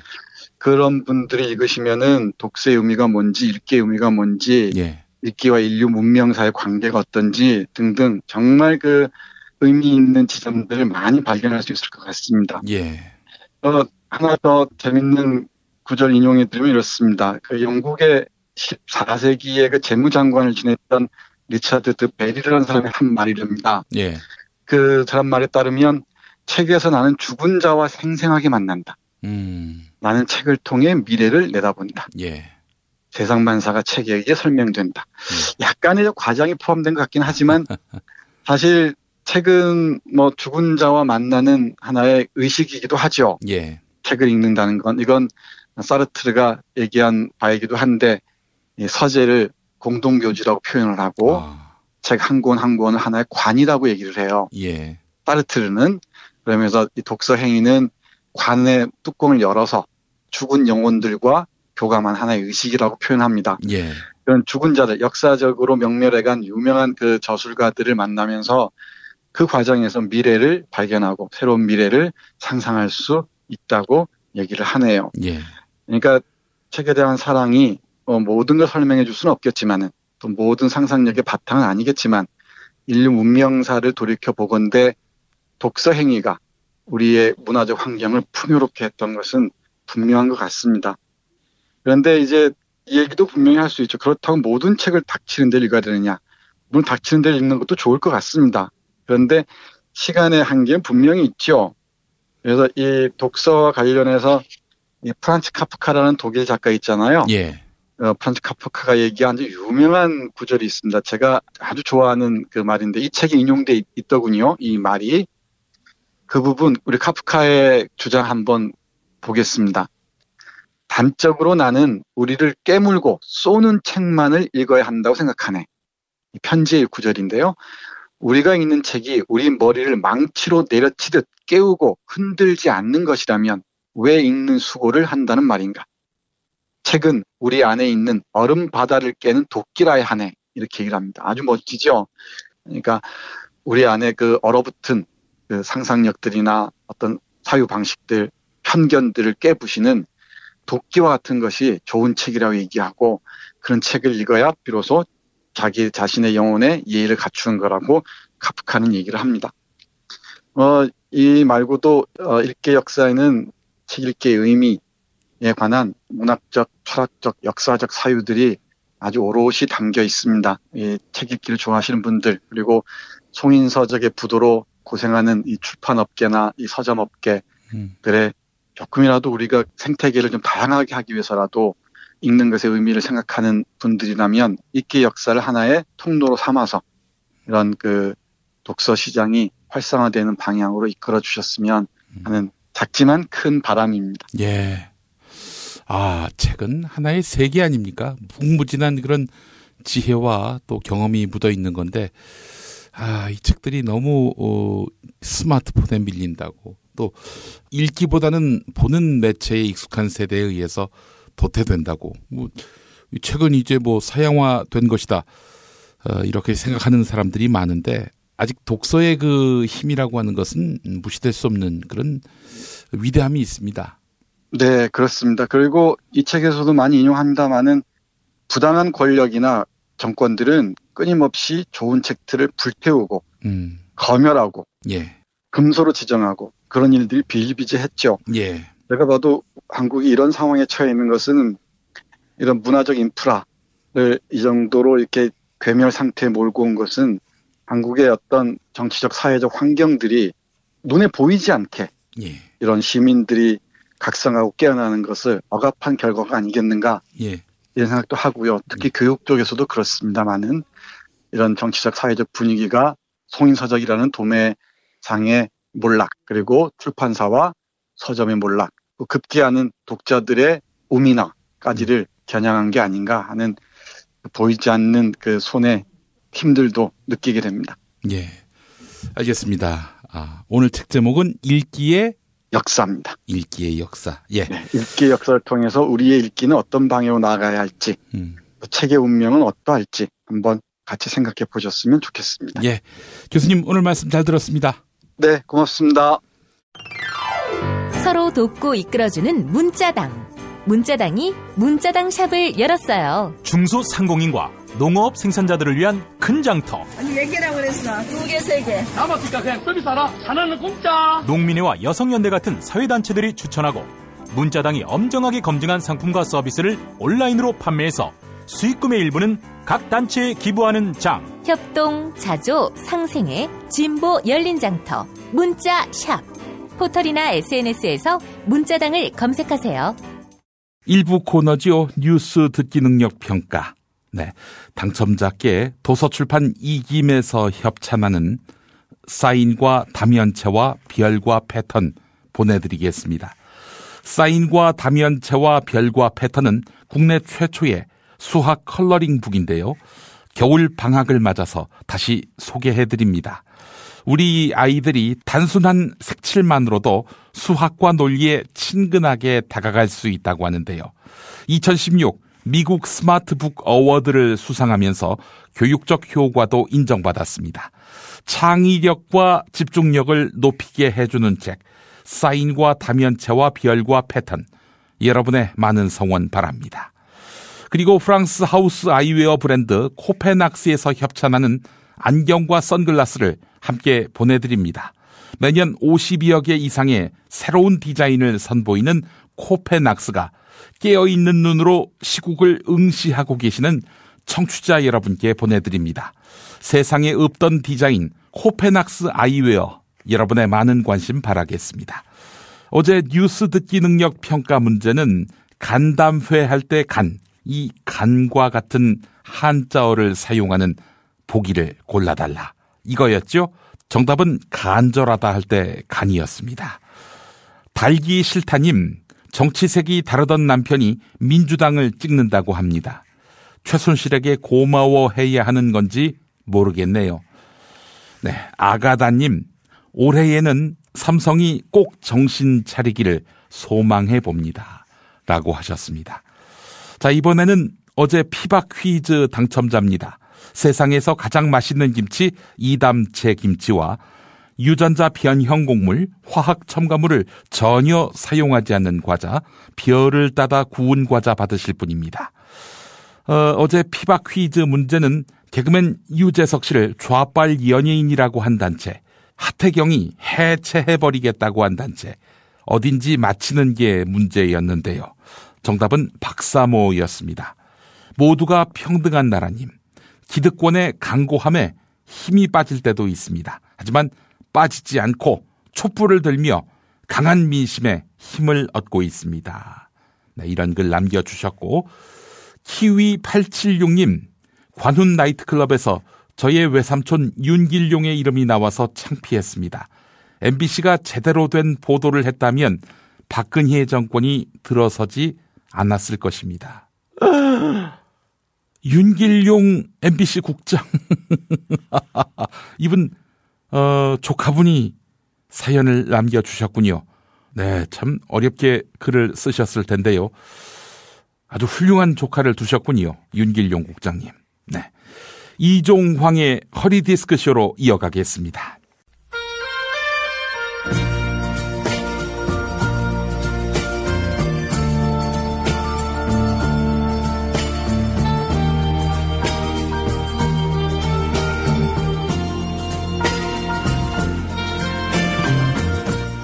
여러분 안녕하십니까? 여러분의 DJ 이종황입니다. 이종황의 허리 디스크쇼, 여러분의 신청곡과 사연으로 함께하는 시간입니다. 오늘은 새파랗게 어린 후배에게 정계 은퇴 압력을 받고 있는 만덕산 학규님께서 사연 보내오셨습니다. 읽어보겠습니다. 이 선생님 안녕하십니까? 저는 저녁이 있는 삶을 즐기는 낭만파 만덕산 학규입니다. 한때 대선 후보급으로 불리던 제가 요즘에는 여기저기 까이더니 심지어 한참 후배한테까지 까이는 신세가 됐습니다. 비박계를 돕지 말라며 점잖게 저를 타이른 특전사 제인이는 대선 후보급이니까 참아줄 수 있습니다. 그런데 새파랗게 어린 것들까지 저를 조롱하는 것은 도저히 그냥 넘어갈 수 없는 일입니다. 충남 희정이는 저보고 정계를 은퇴하라고 하지 않나, 마포 청래는 저보고 이것저것 주워 먹는 잡식성이라며 배고프냐고 조롱했습니다. 저녁만큼은 꼬박꼬박 챙겨 먹는 저한테 배고프냐고 물어보다니, 김경진이 마냥 식사는 하셨냐며 저를 잡범 취급하는 것이 틀림없습니다. 이 선생님, 충남 희정이는 도지사라도 되지만 마포 청래는 백수 아닙니까? 하다 이젠 백수한테까지 무시당하고 있습니다. 제가 사람이 너무 좋아 보이는 것일까요? 제가 대선 후보급의 명성을 되찾을 수 있는 방법 어디 없을까요? 네, 이런 안타까운 사연 보내오셨습니다. 대선 후보급으로 이름을 떨친 만덕산 학교님이 이런 개무시를 당하다니. 예전 명성을 되찾는 방법이라. 이렇게 해보면 어떨까요? 만덕산 학교님은 체험 삶의 현장이 제격 아니었습니까? 탄광에서, 논바닥에서, 노가다 현장에서 그 할 일 없으시면 그냥 거기서 여생을 보내시는 겁니다. 네? 중노인한테는 일자리 안 준다고요? 아, 그렇죠. 참으로 안타까운 현실입니다. 그렇다면 이 방법은 어떨까요? 만덕산 학교님은 만덕산이 내려가라고 명령해서 정계에 복귀한 것 아니겠습니까? 저 만덕산은 내게 내려가라 내려가라 하네. 지친 내 어깨를 떠미네. 네, 노래 제목 만덕산. 만덕산한테 다시 조언을 구하는 겁니다. 네가 정계에 복귀하라고 해서 시키는 대로 했는데 내가 이 꼴을 당하고 있다. 이렇게 따지는 거지요. 네? 사실 만덕산도 제가 싫어서 나가라고 내쫓은 거라고요? 야이! 만덕사님한테는 야박한 이야기를 할 수 없지요. 마음에 안 들어도 만덕사님을 욕하는 것은 무리라고 봅니다. 만덕사님, 저녁이 있는 삶뿐 아니라 아침이 있는 삶, 점심도 있는 삶 다 즐기시면 안 될까요? 만덕산으로 돌아가서 말이죠. 그리고 보내주신 이 사연 이렇게 해서 다시 보내드리겠습니다.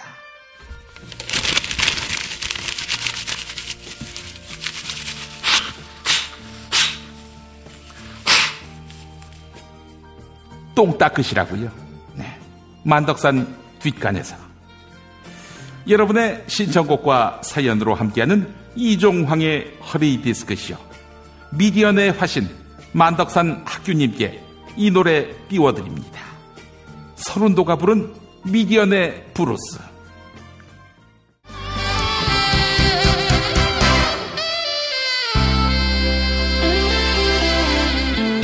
아무 말 하지 말고 그냥 가세요. 붙잡진 않겠어요. 이 순간이 괴로워도 잊으면 그만이니까. 사랑이 뭔지 이별이 뭔지 흐르는 세월에 알게 될 거야. 어느 날 우리가 서로 우연히 만난다 해도 너무 오랜 세월에 서로가 변해버린 우리의 모습에 그때는 어떻게 하겠어. 돌아선 그 마음을 버릴 수 있다면 다시 생각해봐요.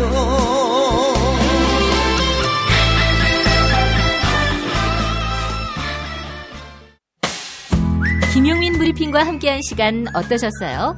다음 시간에도 보다 바르고 알차며 즐거운 정보로 여러분을 찾아가겠습니다. 팟캐스트 포털 팟빵에서 다운로드하기, 구독하기, 별점 주기, 댓글 달기로 응원해주세요. 잊지 마세요. 다운로드하기, 구독하기, 별점 주기, 댓글 달기.